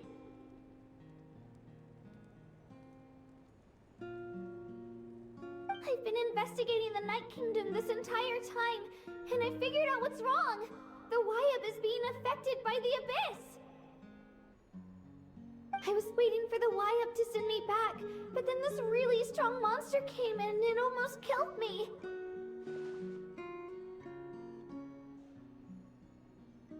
The Wyab saved me, even though its power is weakening, so I've been hiding from the monsters while trying to find a way to help.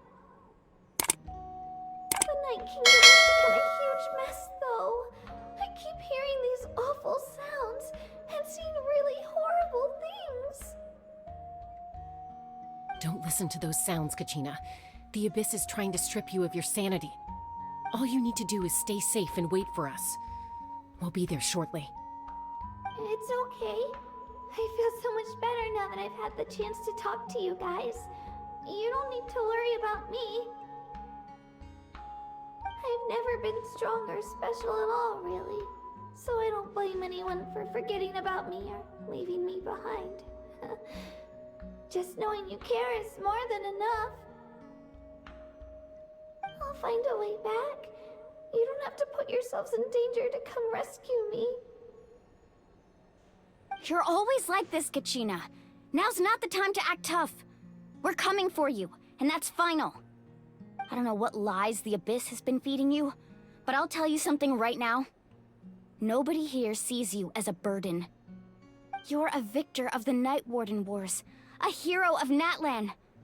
All you need to do is wait for us to rescue you, and you'll get all the applause and recognition you deserve.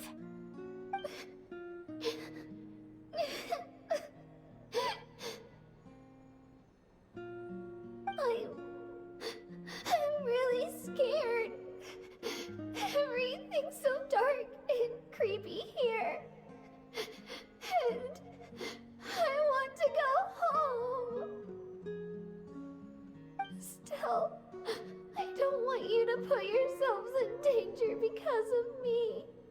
I don't want to hold anyone back ever again. All you need to do is place your trust in us, just like you always have. No one fights alone. We're not leaving you behind. Not ever. Yeah, we're so close. We can't call it quits now. Thank you. Be careful. Looks like we've lost contact. Now comes the most dangerous part. You have to traverse the Night Kingdom in your physical form. This entrance to the Night Kingdom was left behind after an abyssal invasion. Even a brief amount of time inside could expose you to corrosion. I know. I'm prepared for that possibility. All right, then I wish you all the best. I'll tell Koichi to be ready just in case. She's very experienced in dealing with abyssal corruption. That face you just made. Don't tell me you two got into another argument. No, I just feel bad for creating more work for her. I'll go with them too, Archon. The more people, the stronger the party. Thank you so much for your help, everyone. It really means a lot that you're willing to brave these dangers with me.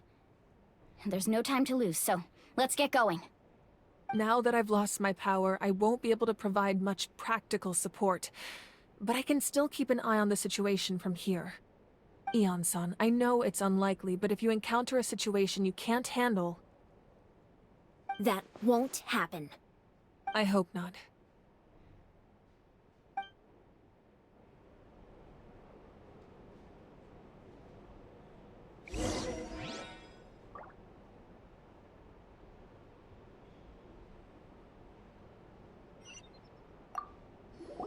Be careful out there. I'll observe the situation from here.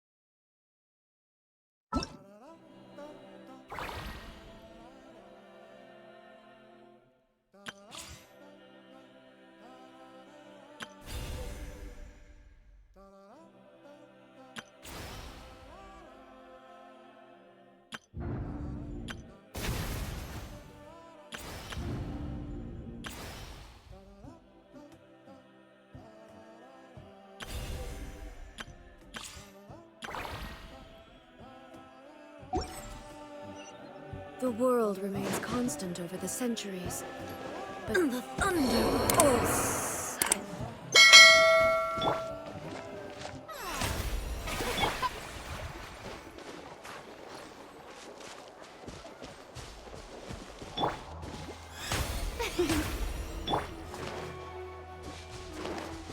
I see everything. Yeah.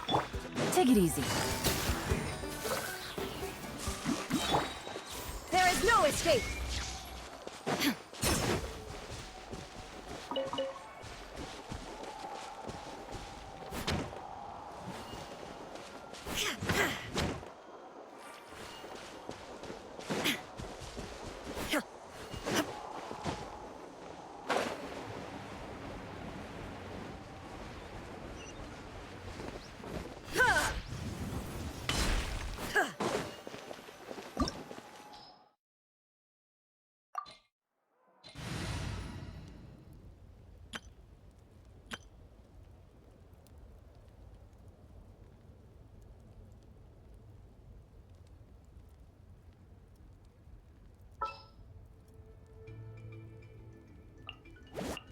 Gonna be epic!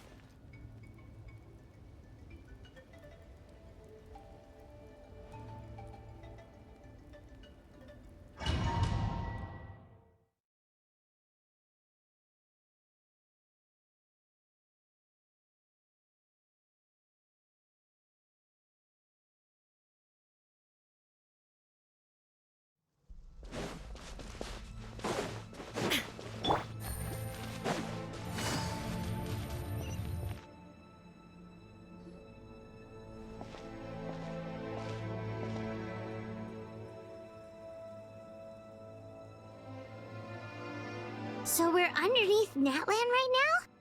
It looks nothing like Paimon was imagining. That's because in the distant past, Natlan was home to an incredibly advanced civilization ruled by dragons. Humans only established their own society after the fall of the dragons. So these are Saurian ruins?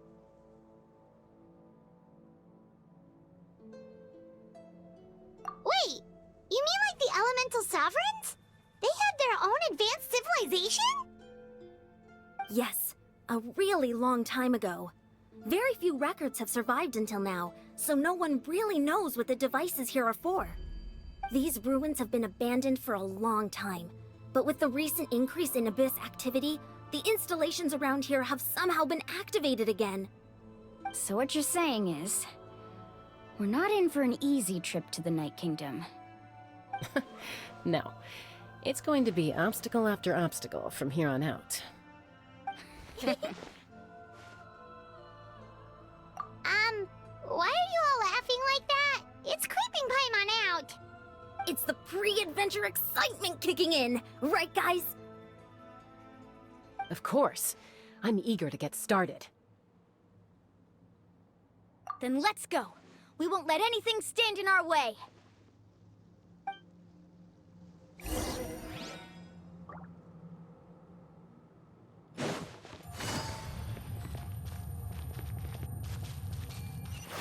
Seems like the road ends here. How should we get across? As a professional trainer, I think you could stand to build up your endurance, Paimon. Professional trainer? Paimon thought you were a warrior from the Collective of Planning. Well, that goes without saying. But I actually work as a sports coach. I provide professional guidance for many of Natland's popular sports. And I don't just mean physical training. I design nutrition plans as well. Ah, so basically no sugar, no soft drinks, no grilled meat. Those guys look familiar. We've fought them before. Let's go. Show no mercy.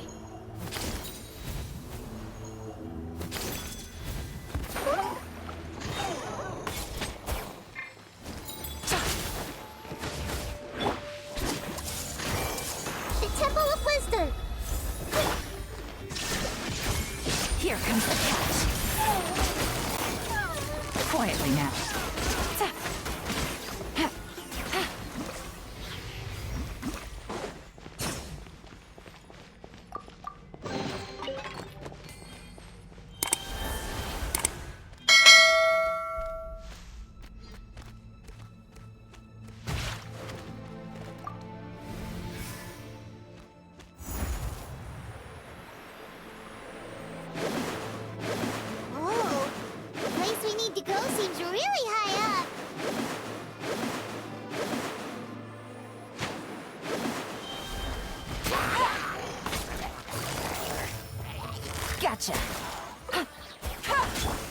Shine down!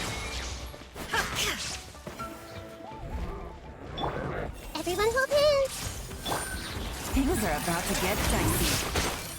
Quietly now.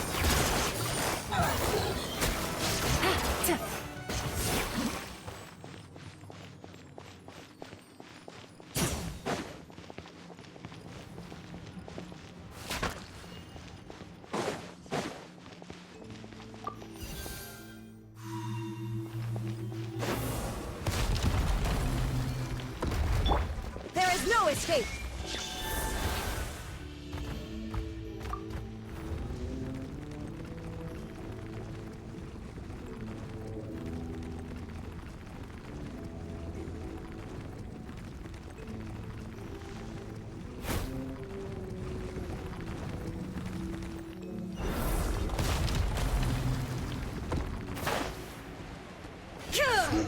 Illusion shattered!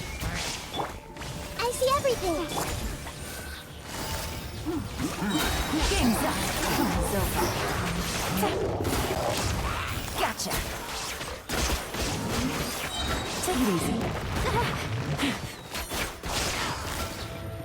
Quietly now.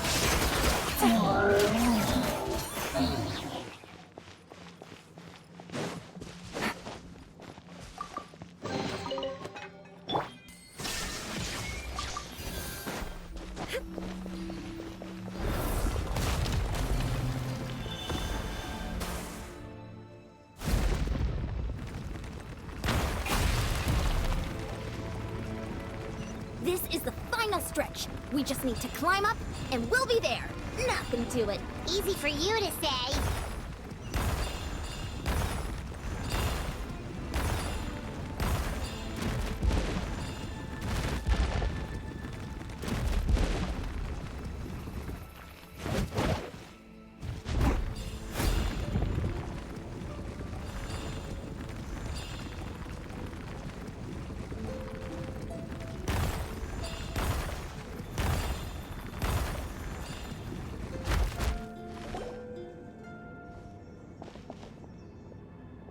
This must be the entrance the Pyro Archon told us about. The one ripped open by the Abyss. Yes. There's something in the depths of this place that feels familiar, yet also foreign. We actually have to go in there? Okay, Paimon just needs to psych herself up. Don't push her through before she's ready.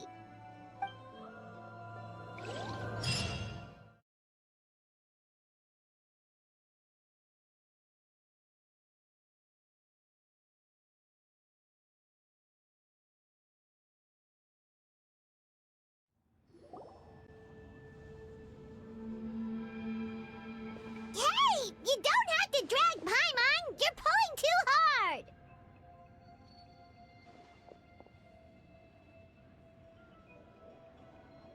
Looks like we made it. This is the Night Kingdom.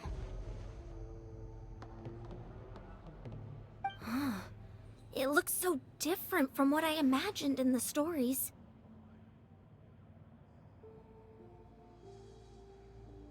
That overflow of energy is probably what trapped Kachina here in the first place. From this point forward, everything we know about the real world no longer applies.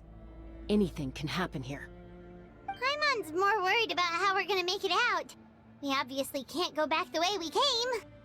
Do you see that patch of light on the ground? It's shining down from that fissure in the sky. Oh yeah, right in front of us. So that's coming from up there? Oh, it's so high up. Did we really fall that far down? Just like I said, our real-world knowledge doesn't apply here. We fell all this way, yet came out completely unscathed. If this was the real world, we'd have to climb our way back up to the entrance. But here, all we have to do is stand underneath the light and offer a prayer. That's it? Right. We still got a job to do. So that means all we need to do is find Kachina and bring her to this location. Exactly. This light is streaming in from the real world. It's a link between the two realms. The terrain looks difficult to navigate, and the visibility's not great either. How are we supposed to find Kachina in these conditions? Yeah, These floating black things don't look super friendly either. Those are all manifestations of abyssal power. Be careful. Ghost! A talking ghost! Calm down, I'm here to help. You're the ones who helped Vichama, right? Yes, I'm Vichama's friend, Malko. I was completely lost to this realm until I sensed a mysterious power calling out to me. It's like it was seeking me out, attempting to reassemble the pieces of who I used to be. Of course, it could only do so much. I'm sorry I can only appear before you in this imperfect form. No, we should be the ones apologizing. If the Spirit Speaker Stone hadn't become corrupted by the Abyss, we could have done much more. But we had to destroy it. Otherwise, Vichama and his tribe would have been in danger. Of course. Thank you for protecting him. I never imagined that, even after all these years, he'd still take such a risk for me.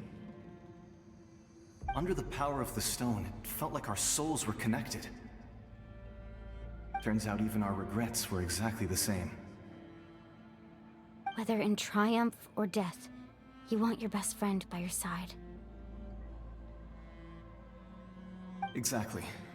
That may not be in the cards for us, but it's not too late for you. You're looking for a young girl from the Children of Echoes, right? She's being chased by an embodiment of abyssal power. I'd like to help her while I'm still in this form, so follow me. Be careful. This place has been severely corroded by the Abyss. Paimon didn't realize it had gotten this bad. It's like a seething volcano ready to engulf our world at any moment.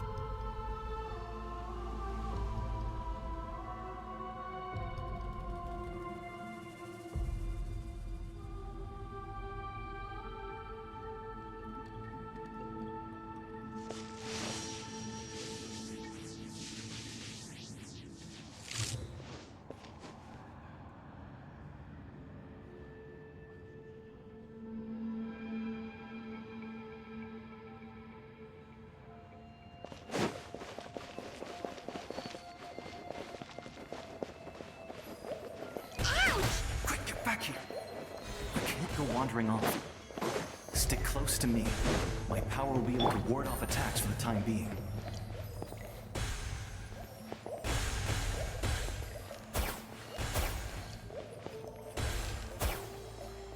We won't be able to keep this up. Let's try another route. This way.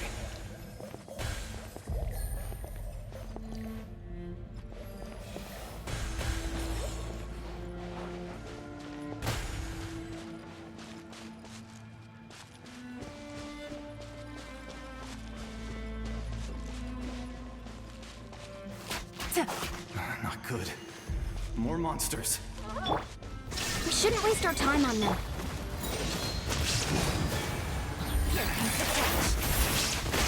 Busted.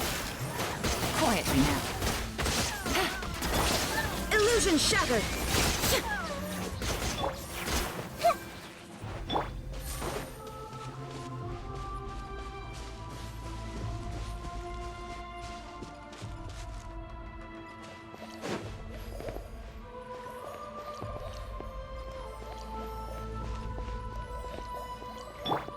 Shine down! Oh, Paimon can't see anything! It's easy to get lost here. Just stick close.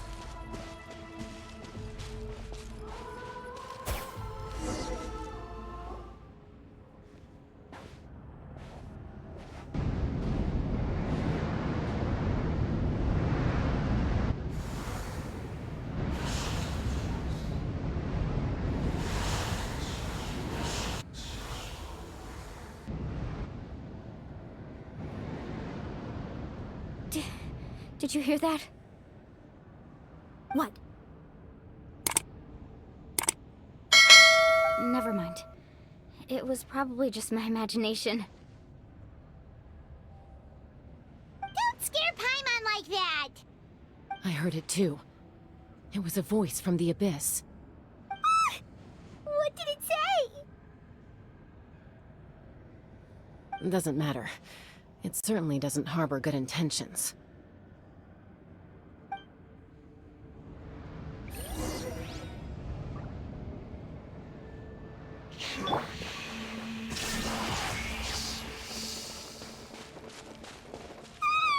Paimon just heard it too! Let's keep going. Paimon wants to get out of this place!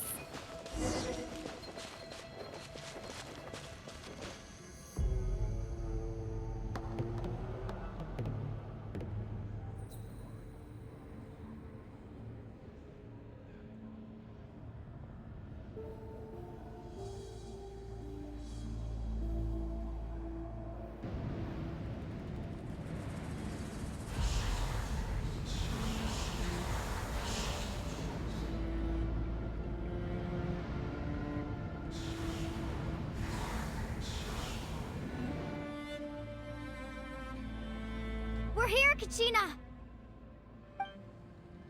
Malani? You made it!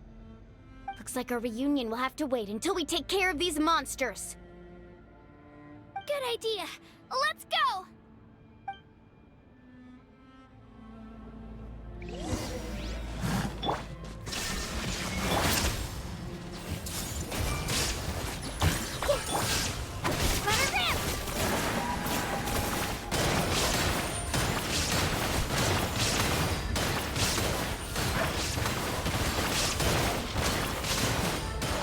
Everybody stand back!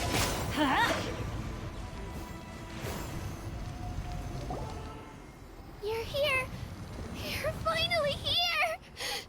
Thank you so much. That monster can appear from anywhere. It almost caught me a bunch of times. The Wyab's power helped keep me hidden, so I just tried to stay out of sight until you got here.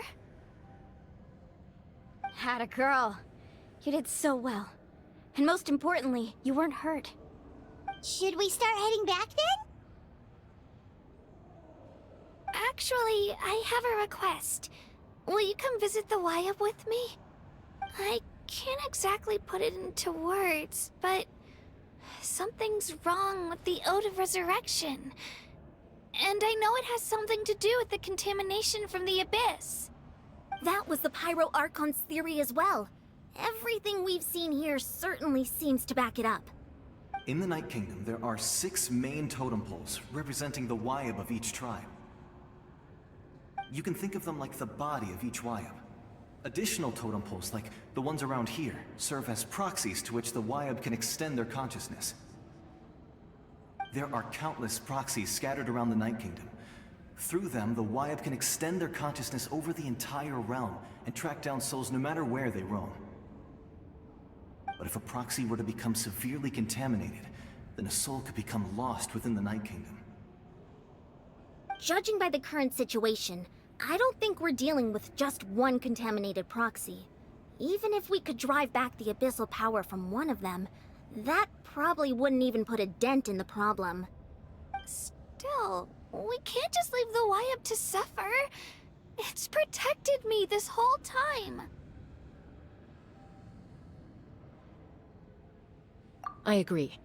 We might even manage to draw out the monster that's been hunting Kachina. Getting rid of the monster might slow down the deterioration of the Night Kingdom.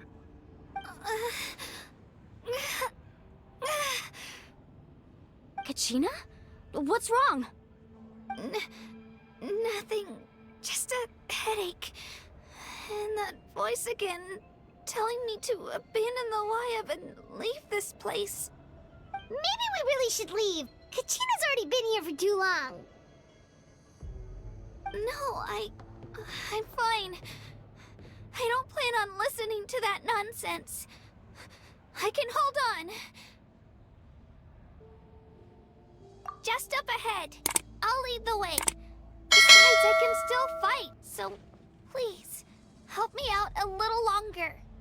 Listen to me, Kachina. We'll come with you, but that's because we want to help the Wyab, not because we have something to prove. You don't have anything to prove either. It's okay if you reach your limit. We'll be there for you. All right. The sooner we get this done, the better.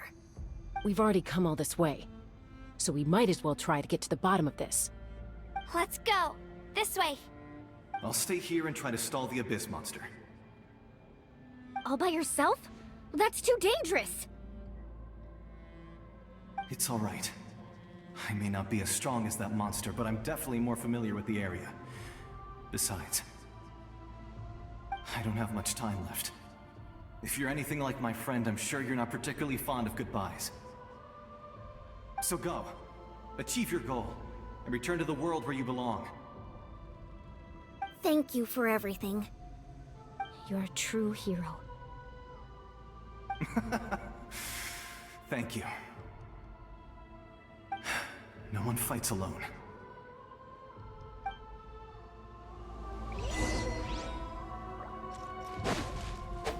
Does your head still hurt?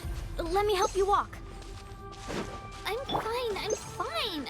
You should know I'm made of stronger stuff than that.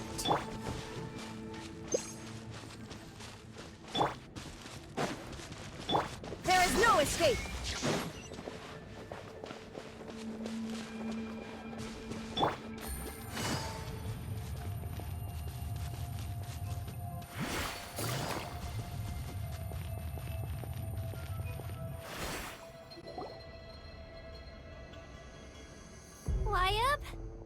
Wyabb! I'm back! My friends and I are here to heal you. Wyabb? Can you hear me? Wyabb?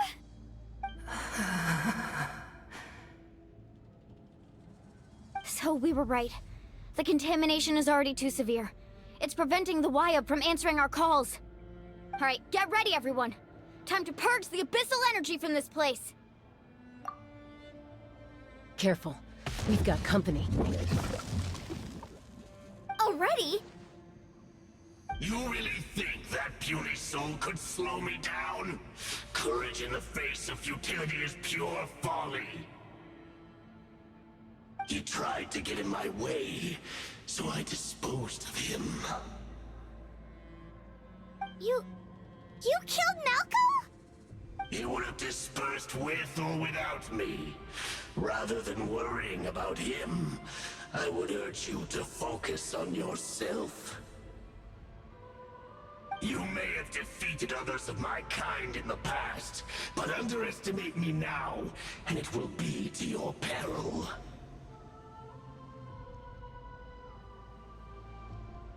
No, the power of the Abyss is intoxicating. The destruction it seeks captivates like a masterful work of art.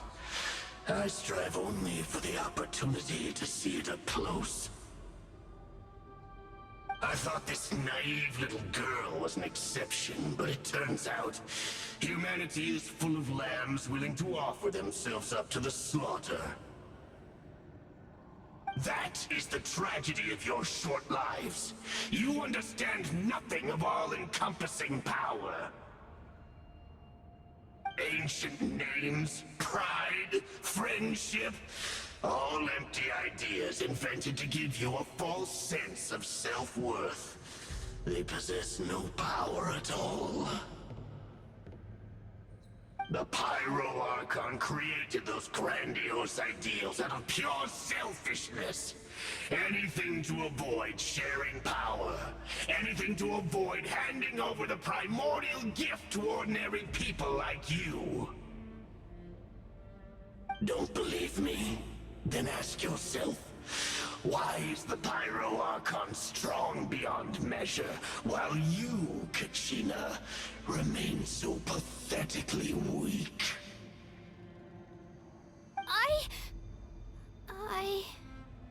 Kachina! Give me your hand.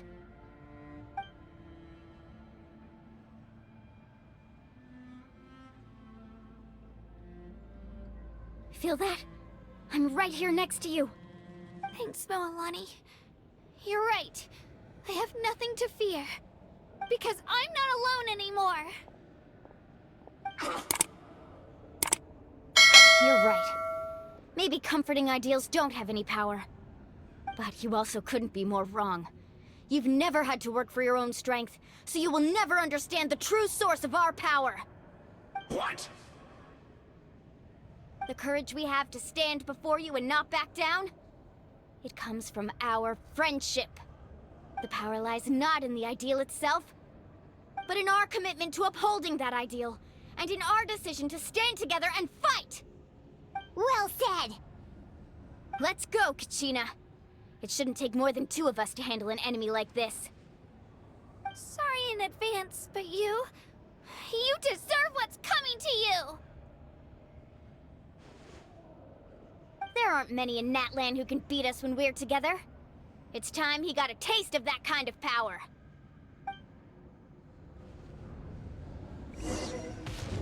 From the ashes to the inferno! Right here!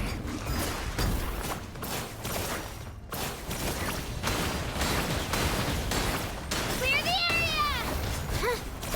Let the flames of redemption Woohoo! clear the inferno! Carving waves! Check this out! Best of luck! Amazing! Right here! Shabam! Let the flames of redemption burn! Faster! Time for my coming! Right here! Drilling down! Let her rip! Huh. Woohoo! Woohoo! Let's shred, Sharpie! What a small price! The power of flame compels you! No! To dust! We won! We actually won! That's what he gets for underestimating you two. Fantastic work, Kachina! Absolutely fantastic! This makes me so unbelievably happy. I'm happy too, Mualani. Together we really are unstoppable!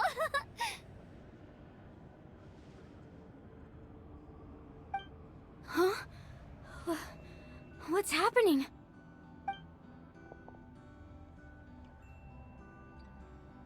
My ancient name is glowing? But I thought I didn't bring it with me. It's probably a projection from the real world. But that doesn't explain why it's glowing all of a sudden. Wait, does that mean you're...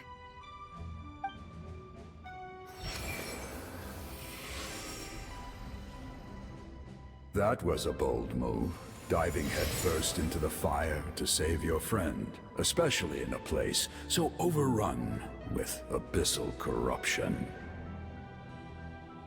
Still, seeing you pull it off was really something. Everything you said was exactly right. As isolated individuals, we stand no chance against the power of the Abyss. It took years' worth of scars and lots of unnecessary suffering for me to understand that for myself. The Pyro Archon's plan will unite us as one. Everyone has a part to play. Only then will we have the power to defeat the strongest of foes. Who are you? Tupac, a warrior from the people of the Springs. I fought against the Abyss during the invasion 500 years ago. I've heard that name before. You were the giant who saved all of Natlan. Since you were able to awaken my words from your ancient name, that means you have fully embodied the aspirations of the Wayub. Under the name Umoja, you shall unite the tribes and save Natlan from its impending doom. Me? As long as blood still runs through your veins, even the tiniest spark of steel against stone can ignite a flame. Its blaze will become one with our vision for Natlan. Even amid everlasting darkness, our bonds remain eternal.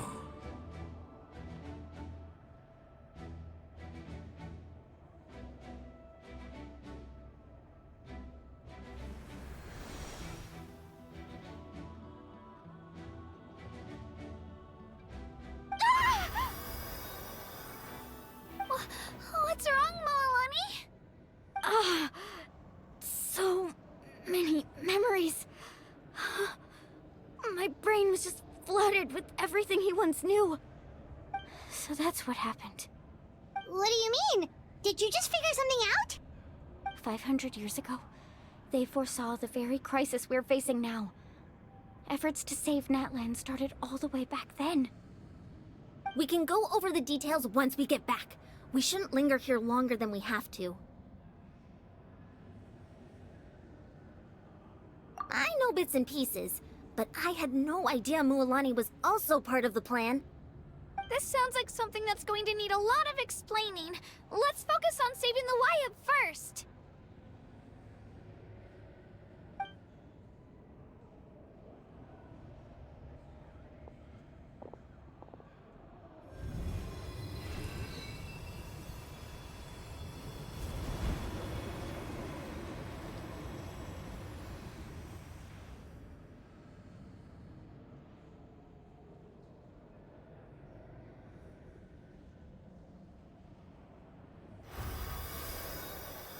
Okay, that should be enough.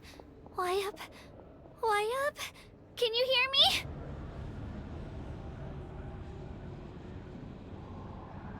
I hear your voice, Kachina, my dear child. Great. Well then, I'm afraid it's time to say goodbye. I just wanted to make sure you were okay before we leave, but we can't afford to stay here any longer. I was going to ask why you bestowed an ancient name upon someone like me, but it's okay. I'll keep searching within myself for the answer. I'll never stop trying to improve my strength. One day, I'll live up to the hero you saw in me. You are already an outstanding child in my eyes, Kachina. No matter what happens. Huh? You are all my most beloved children. It has always been my honor to protect and nurture you. Your ancient name is just that. A name. Much like your parents chose to name you Kachina, I also gave you a name, but it need not define you. Focus on who you want to be. You are already worthy of your name. Now, you need only devote yourself to becoming a better you. The story of your ancient name is for you to continue. Just like your parents, my love for you will never change, no matter what the future holds.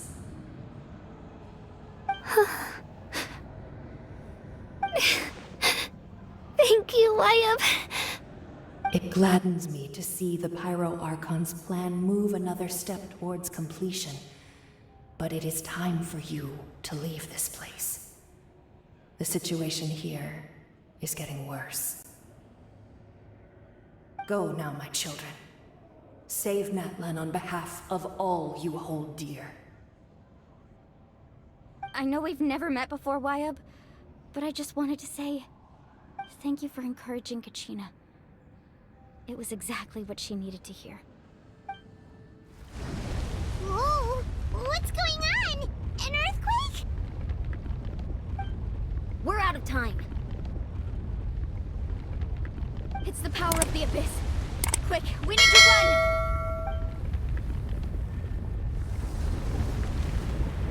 It's a Sealy! The Sealy opened the way for us!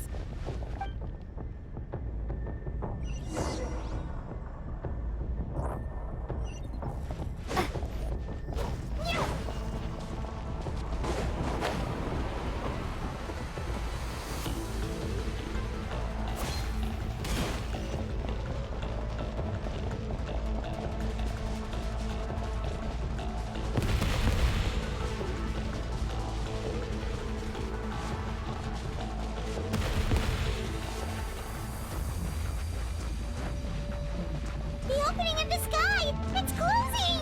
We need to hurry, or we'll be stuck here!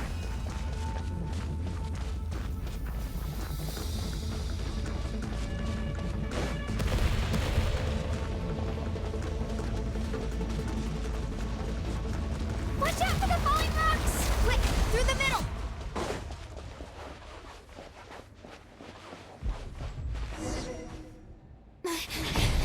Come on, faster! We'll never make it!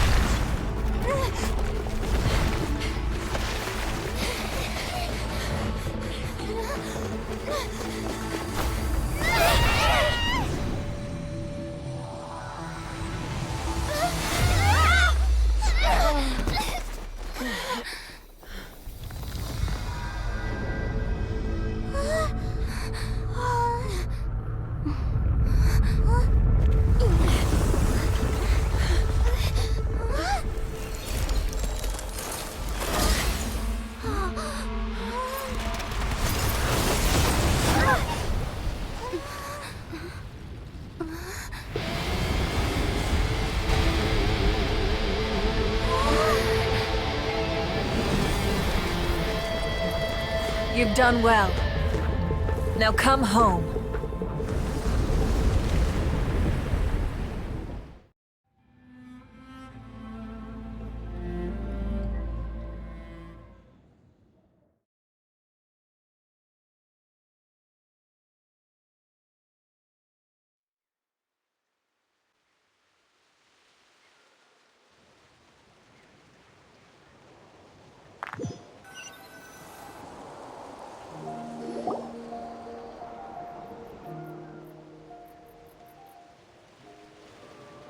We're back!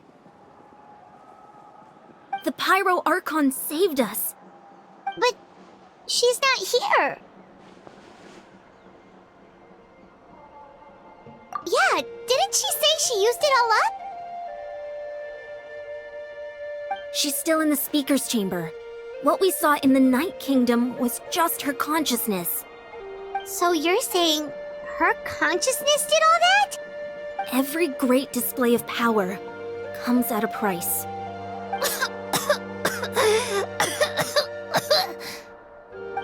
You must feel terrible, Kachina. Just hold on. We'll get you to a doctor soon. Let's get back to the stadium. The Pyro Archon said she'd have a doctor waiting for us. I recommend getting a full checkup, just to make sure no damage gets left behind. Paimon feels okay. What about you, Traveler? Right. You always seem to do pretty well against the Abyss. Let's get going. We need to share what we learned in the Night Kingdom as well.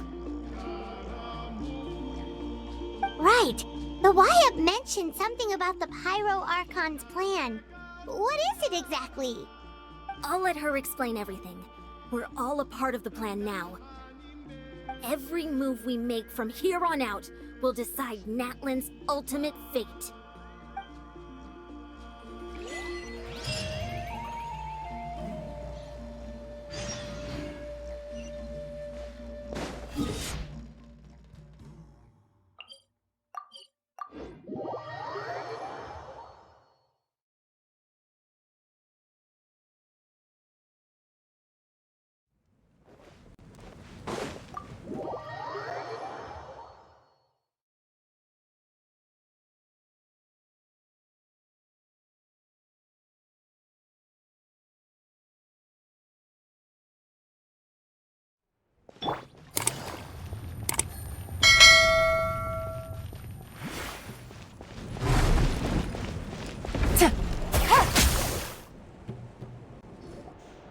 Huh. There's a lot less stuff here than before. It's good to see you all here in one piece. I know you must have a lot of questions, but let Koichi check you over first. It's best not to let any lingering effects of the Abyss go untreated. Thank goodness you made it back. I came here as soon as the Pyro Archon told me about your plan. Take a seat, everybody. I'll examine you one by one.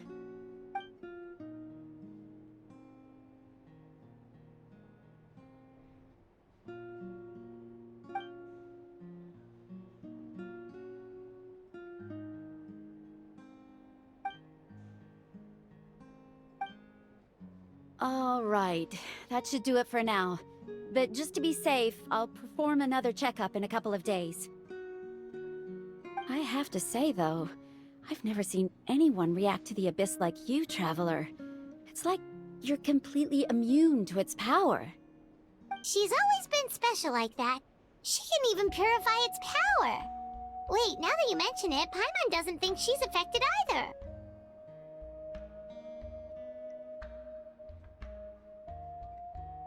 Given the current situation, that ability will likely play a great role in the events to come. Of course. I still have patients to see, so I'll head out. Thank you, Koichi. All right. We might not see eye to eye, but we both had good intentions. Just give it time. I'm sure we'll figure things out between us one day. Yeah.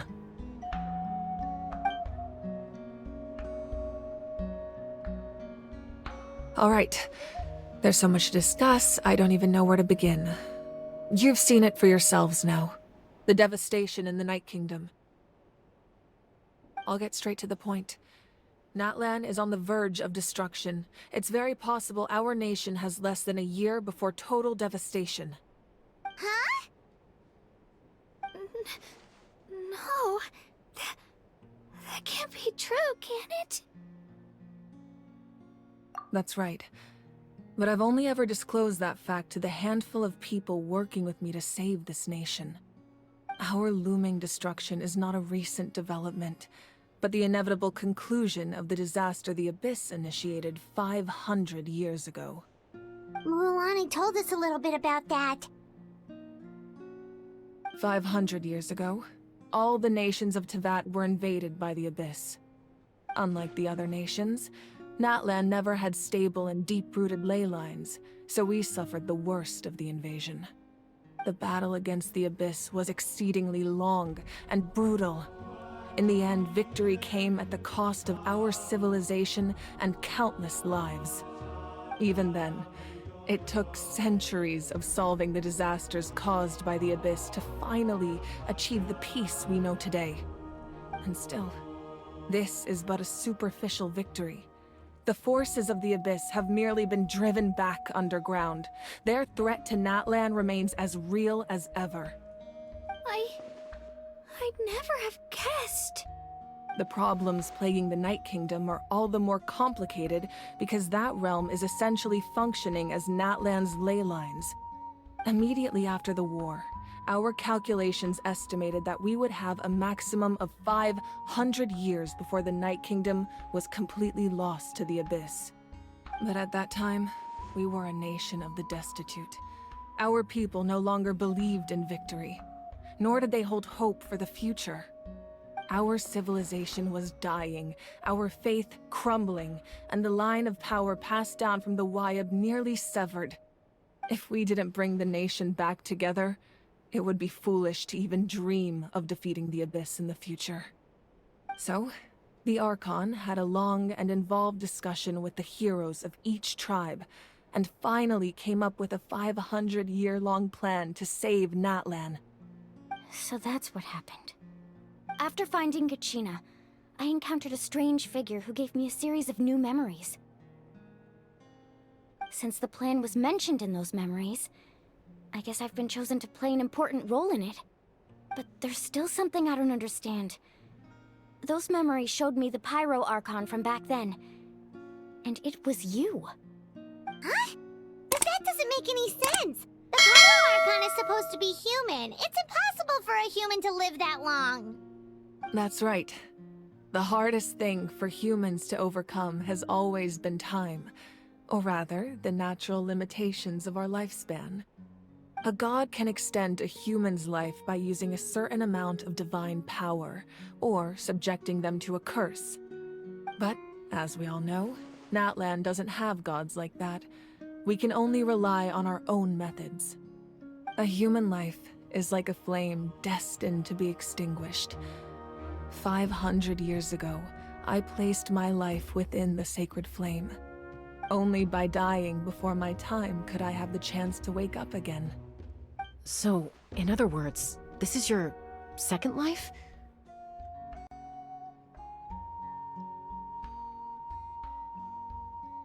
Yes.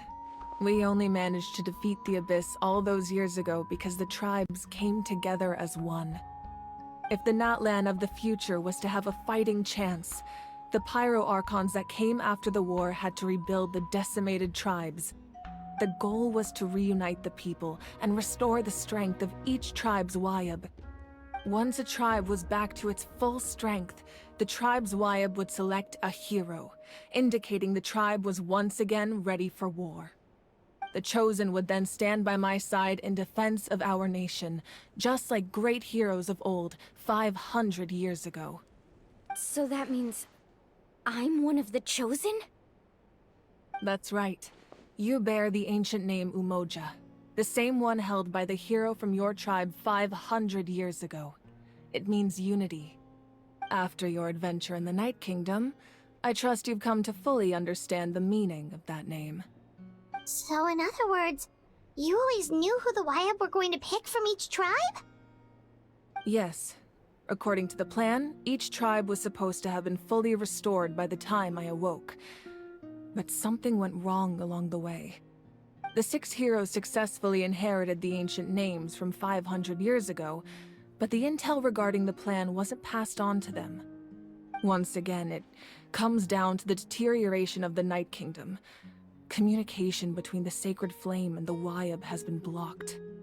Just like how the Ode of Resurrection failed to bring Kachina back. Exactly. It's just another tactic the Abyss is using against us. The Abyss may not possess intelligence, but its methods certainly aren't easy to counter. If we want to unblock that information from being passed on, my presence alone isn't enough. The ancient name-bearer must establish a greater connection to their name. So, I've tried my best to help them from the sidelines. Currently, Shalonin of the Children of Echoes, Kinich of the Scions of the Canopy, and Iansan of the Collective of Plenty have all been acknowledged by their names. During your adventure, you too earned the acknowledgement of your Wayab, Mualani. In the process, you gained the memories stored within your name. But we have less than a year! Yes, but we have no choice. We cannot start the plan until all the heroes have been gathered. That's also why I haven't been able to take action despite the urgency of the situation. But if you knew this whole time, why didn't you just tell me about my role in all this? Wouldn't that make everything go a lot faster? Perhaps, but the opposite could also be true. Knowing your destiny too early could mean failing to realize your full potential. Just like your determination to save Kachina, I hope your commitment to this endeavor comes from your own strength of will, rather than a sense of obligation. So I suppose you're not going to tell us who the final 2 heroes are then? That's right. Their time is yet to come. Putting pressure on them beforehand will only hinder their development. I can only trust in the judgment of the Wayab. I have never believed I could solve this crisis alone. In fact, it was precisely because I chose to trust and rely on others that we managed to get this far. Natlan's salvation lies not in its Archon or any singular individual, but in us all.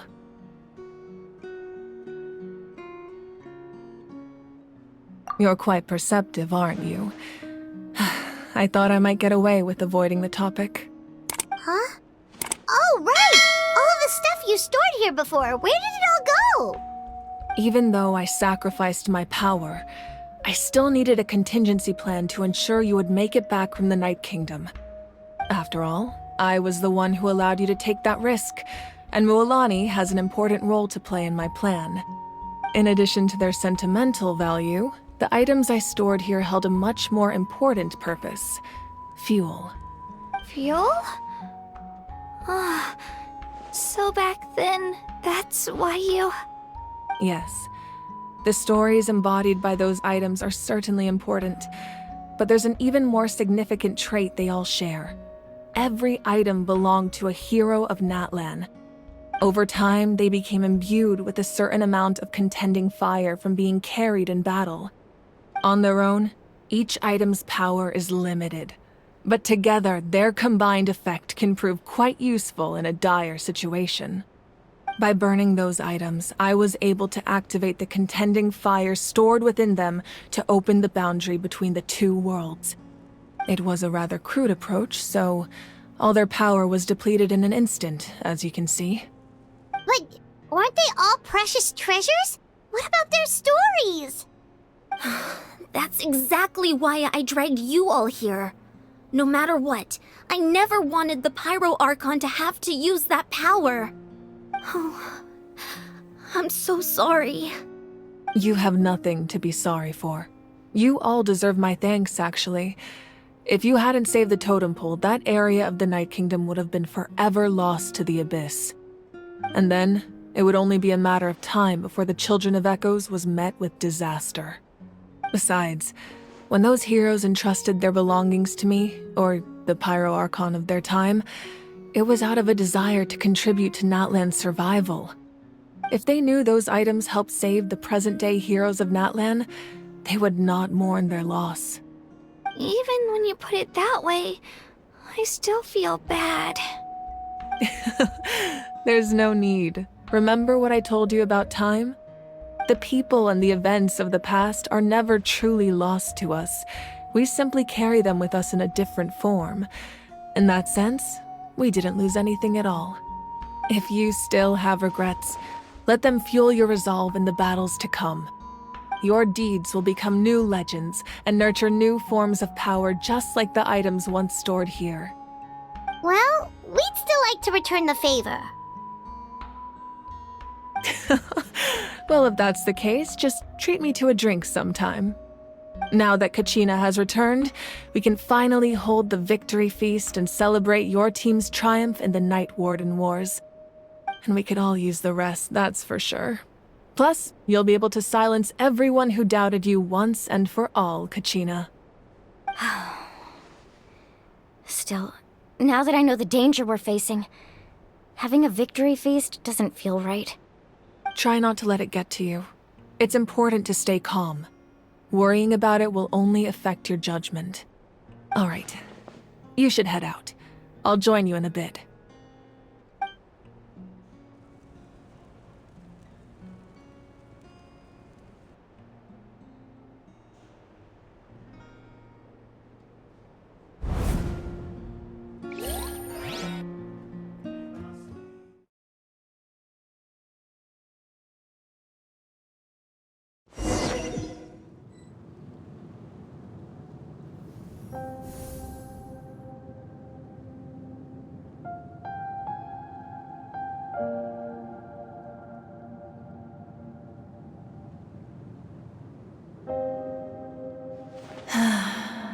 When I was young, I used to sit by the hot springs and listen to the stories of warriors from all over Natlan. They attract people from all walks of life. Friends come easy here, no matter what tribe you're from. The people of the springs have never claimed the hot springs as their own private property. They are there to bring all hot spring buddies together. It's been really nice, seeing the children of my tribe get older. It's helped me gradually understand the true value of the springs. I've witnessed their energy, their determination, their absolute passion for life.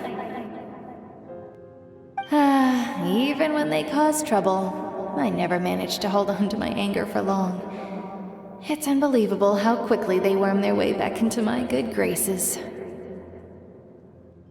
I'm certain Mualani will become a great warrior when she grows up. She possesses infinite potential. I can see it.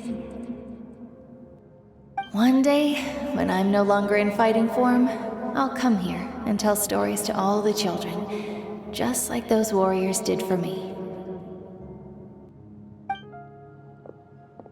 So, you better get busy, Pyro Archon, or I'll end up running out of stories.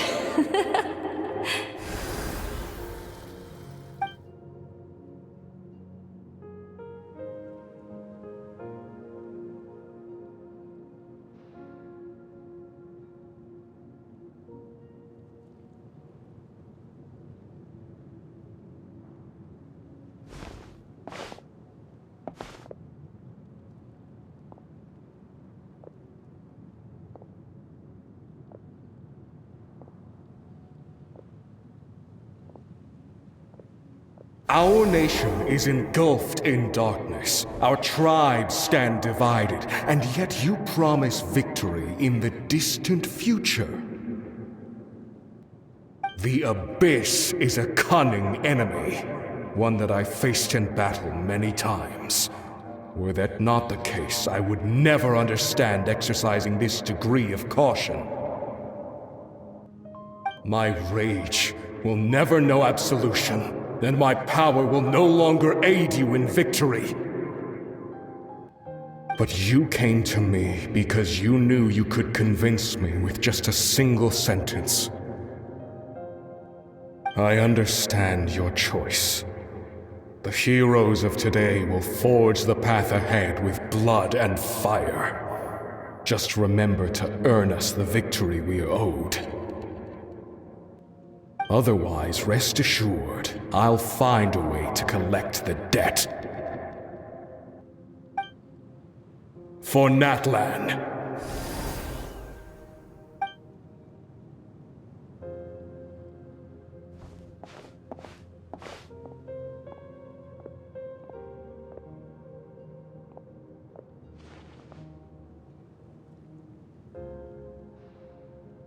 So, you're gonna head 500 years in the future to serve as the Pyro Archon again?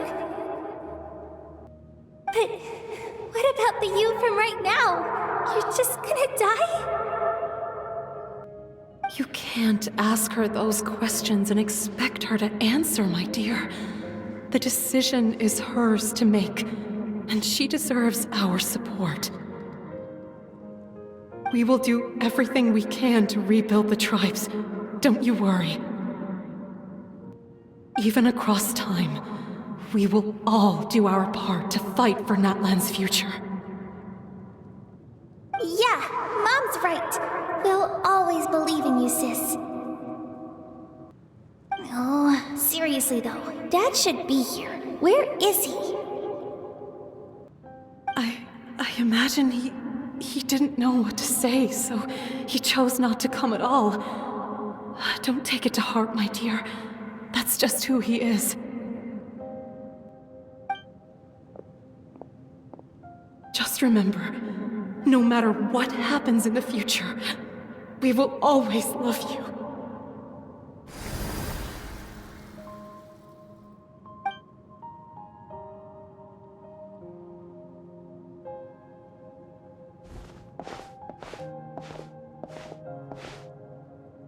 I'll come find you one day.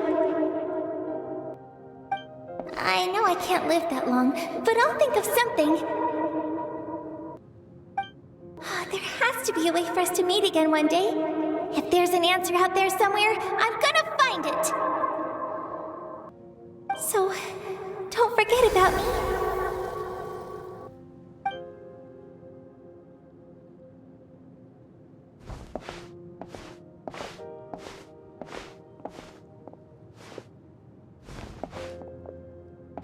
If that's your decision, then you have my full support, Archon. May our children live to see such a lovely son. For Natlan! No one fights alone.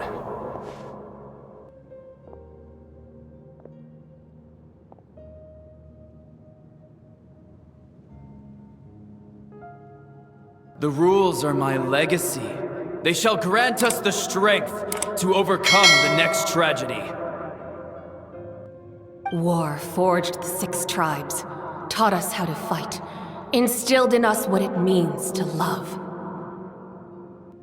Who will be the one to bring this to an end?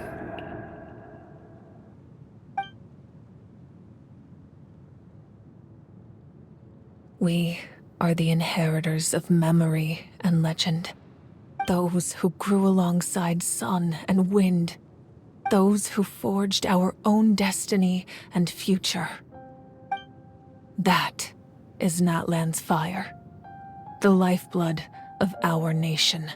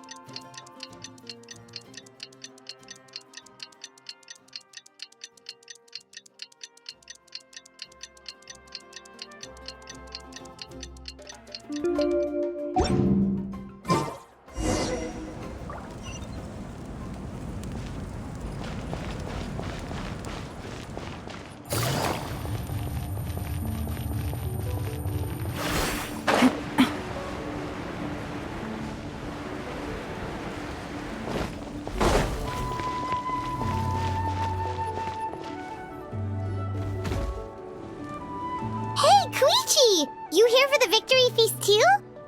Oh, no. I knew Chaska would be here, so I just came to deliver some medicine. I was about to leave, actually. It's not that I don't want to celebrate Kachina and the others. I'm so glad she made it back. It's just... well, I'll make things awkward if I'm around my sister right now. Ah, well, you two had a fight, so Paimon can understand. She didn't cause any trouble during your trip, right? Yeah, she was super helpful. She gave us a lot of useful information about the Abyss. That's good. That's all I needed to know. Is there a reason you asked? You were pretty outspoken when we first met, but now it's like you're holding something back. Maybe it seemed unreasonable, picking that fight with her before you left, but I did it for a reason. Her impulse to fight is extremely strong. Her mental strength helps her rein it in, but she still loses control sometimes. I had no idea what you might face in the Night Kingdom, so I didn't want to take any chances. So what you're saying is...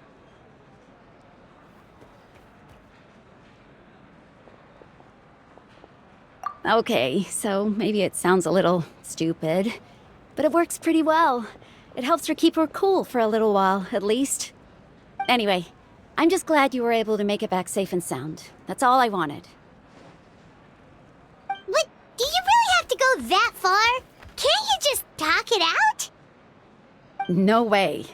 Chaska never opens up about her own pain, especially to her family. She can't learn about this, or it'll be even harder to help her. I appreciate the understanding, and don't worry. I'll find a way to help her ease this burden. Anyway, I need to get going. Enjoy the celebration. Oh, and if you ever need a doctor, you know who to find. Huh. Who would have thought there was a deeper reason behind their arguing? In the end, it's all the Abyss's fault. Paimon's had enough of them.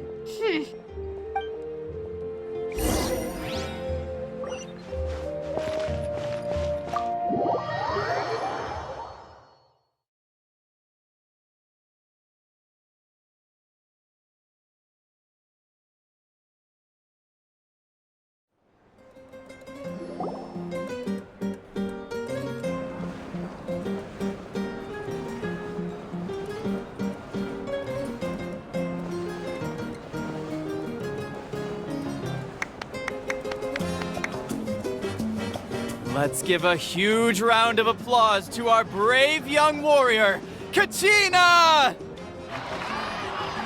Woohoo! Well done, Kachina. Thank you, everyone. I'm so glad I finally made it. I always knew you could do it. With so much potential at your age, you have a great future ahead of you. You're one to talk. Don't think I didn't know you were the first person to abandon your team. I'll be dealing with you when we get back. I had no choice. My friend invited me. I couldn't just say no. Oh, really? So you weren't just trying to get ahead in the first round? I wasn't, I swear. I just happened to find that bearer injured in the wild, so I stopped to bandage his wounds.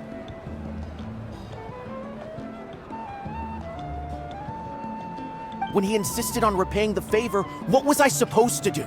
I'm just one person. I figured Kachina would have no trouble replacing me.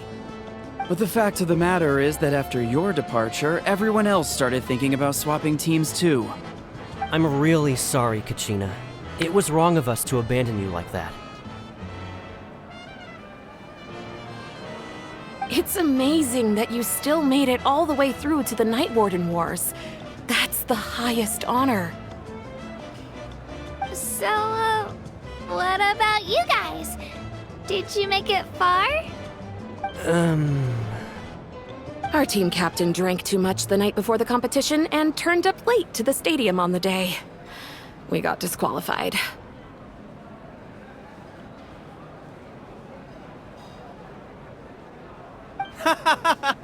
Serves you all right. No sympathy from me.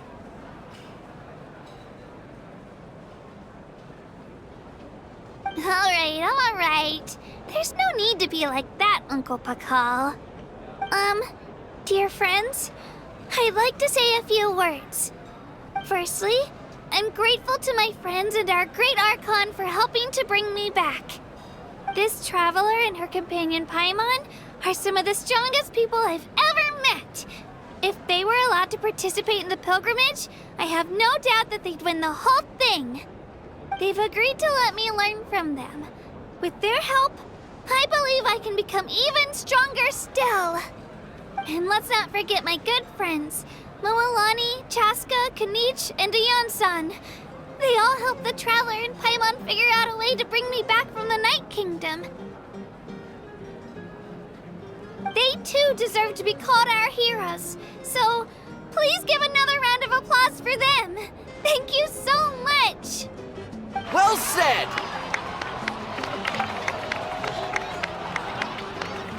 I'll drink to that. How does it feel being a hero, Kachina? To be honest, it's a bit overwhelming. It all just feels so surreal. Well, you better get used to it! Next up, undefeated champion!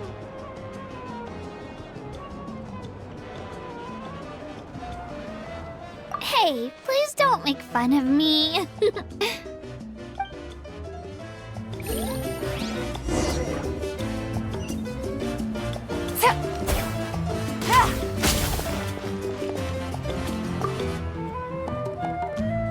You're here.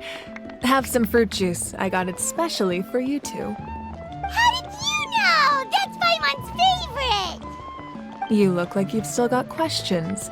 Ask away.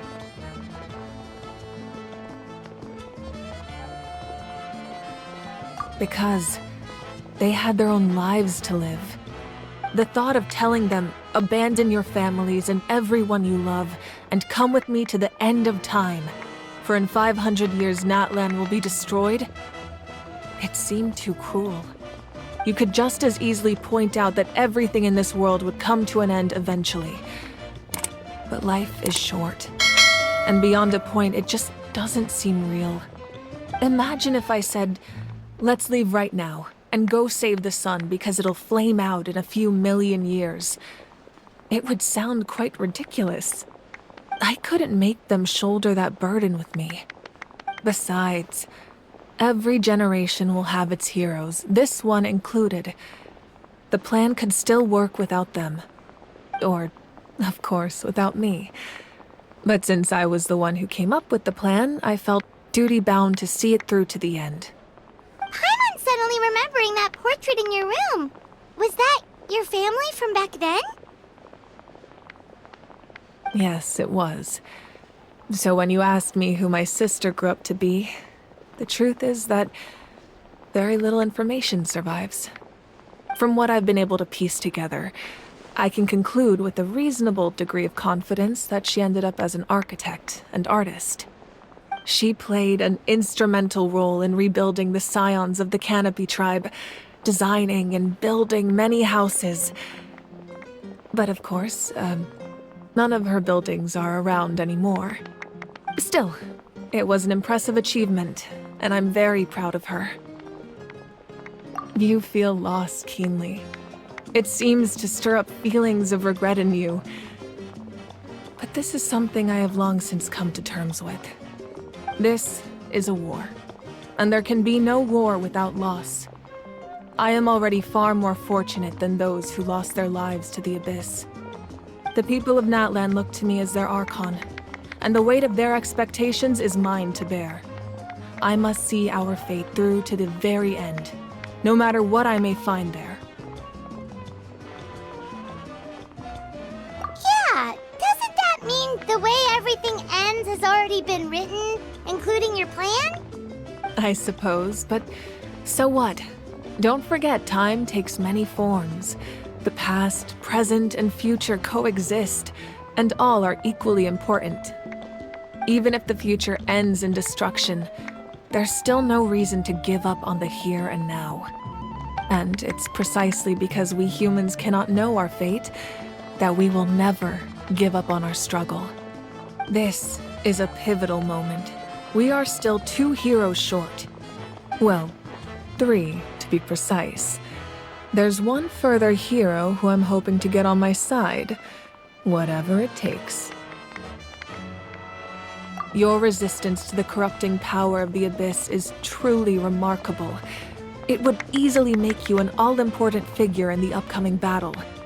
If you agree to join us, you will not only gain my full support in your journey, but I will also forge a brand new ancient name for you. Ancient names can be forged? They can.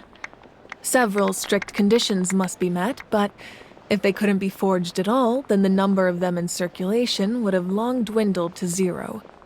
Possessing an ancient name would mean that your adventures in Natlan are recorded in full. Your stories would be remembered by our people for all the years to come. The Ode of Resurrection may have temporarily lost its power, but still, take this as my personal guarantee that I shall never let you fall. Just like in the Night Kingdom, I will be there for you. That is a promise I will fulfill at all costs. This nation always honors its heroes. Yeah, we can't just ignore the situation here. Wonderful. Then I'll reach out to Shilonen right away. She's the one who will forge the name. We've never forged an ancient name for an Outlander before, but I trust she'll find a way.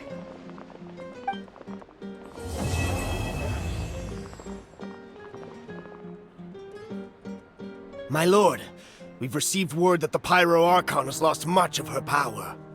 Although your injury complicates things, this is most certainly the opportune time to seize the Gnosis. Victory and defeat are rules, not outcomes. I have never taken advantage of an opponent in a time of weakness, and I don't intend to start now. As for you, I must confess, I did not expect that little trick of yours to save the day. No matter how dense the fog, as long as the sun remains, we cannot turn day into night. She could have dispelled it. She simply chose not to. You don't have much time, and you're injured on top of that. What do you plan to do next? I'm beginning to see just how useful you may turn out to be. You heard something from here, didn't you?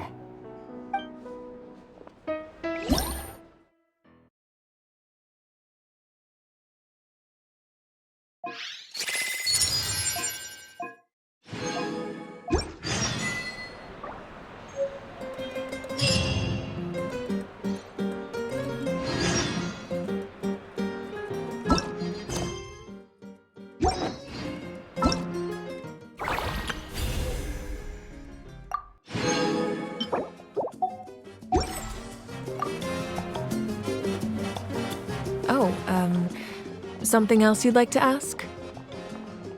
Well, our intel suggests he hasn't made any new movements yet. Although Kenichi's investigation helped us confirm that he's being aided by someone from the Masters of the Nightwind. I'm getting closer to narrowing down who that may be, but it's still unclear whether this person aided the captain out of willingness or coercion. If you learn anything about this during your adventures, please let me know. Something else you'd like to ask? The Abyss is the most formidable enemy in all of Teyvat. In the beginning, it took failure and tragedy to even begin to learn how to fight back. All of the methods you've seen in other nations were developed based on experience and insight passed down over generations. We know them to work, but few of us actually understand why. It's the same for the method we use here in Natlan. Ever since ancient times, elemental energy has been one of our most reliable weapons against the Abyss. As for the principles behind it, I'm afraid you might have to seek answers from someone older than the position of Pyro Archon itself. Something else you'd like to ask?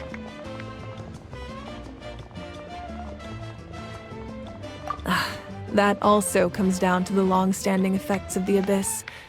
Our people's survival is inextricably tied to the Wyab, but their power has its limits.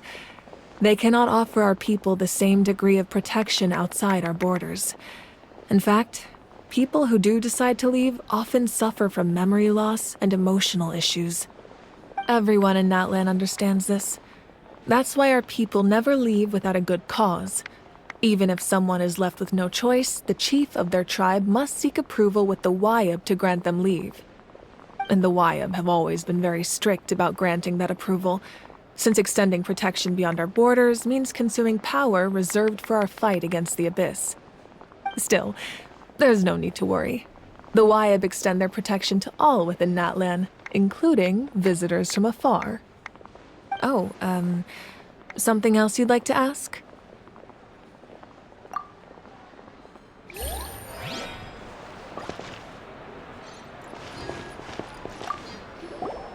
My apologies.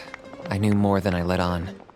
Everything comes at a price, and most heroes aren't people who set out to become a hero. If you cling too tightly to your goal, you end up losing things that are far more precious. But in any case, we're now on the same page. I wonder how long before the two final heroes appear. From the Flower Feather Clan and the Masters of the Nightwind.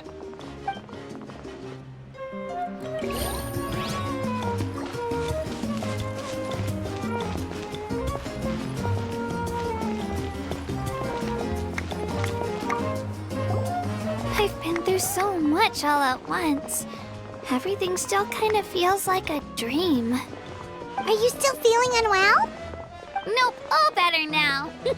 I told you I bounced back pretty quick, so don't worry about me. I bet you guys must be tired, though.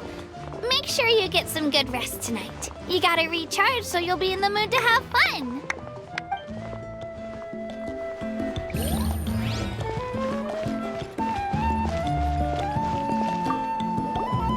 It's rare to meet travelers as strong and brave as yourselves. I raise my glass to you. Anyway, my sister's already gone back to her tribe. She has patients to treat. Oh, we actually ran into her on the way here and, well, Paimon just thinks she really cares about you. Yeah, I'm planning on visiting home myself in a few days. To tell her and the rest of the family that they need to be extra careful. I just hope they take it seriously. The Abyss has likely sensed your arrival in Natlan by now. So exercise caution on your adventures as well.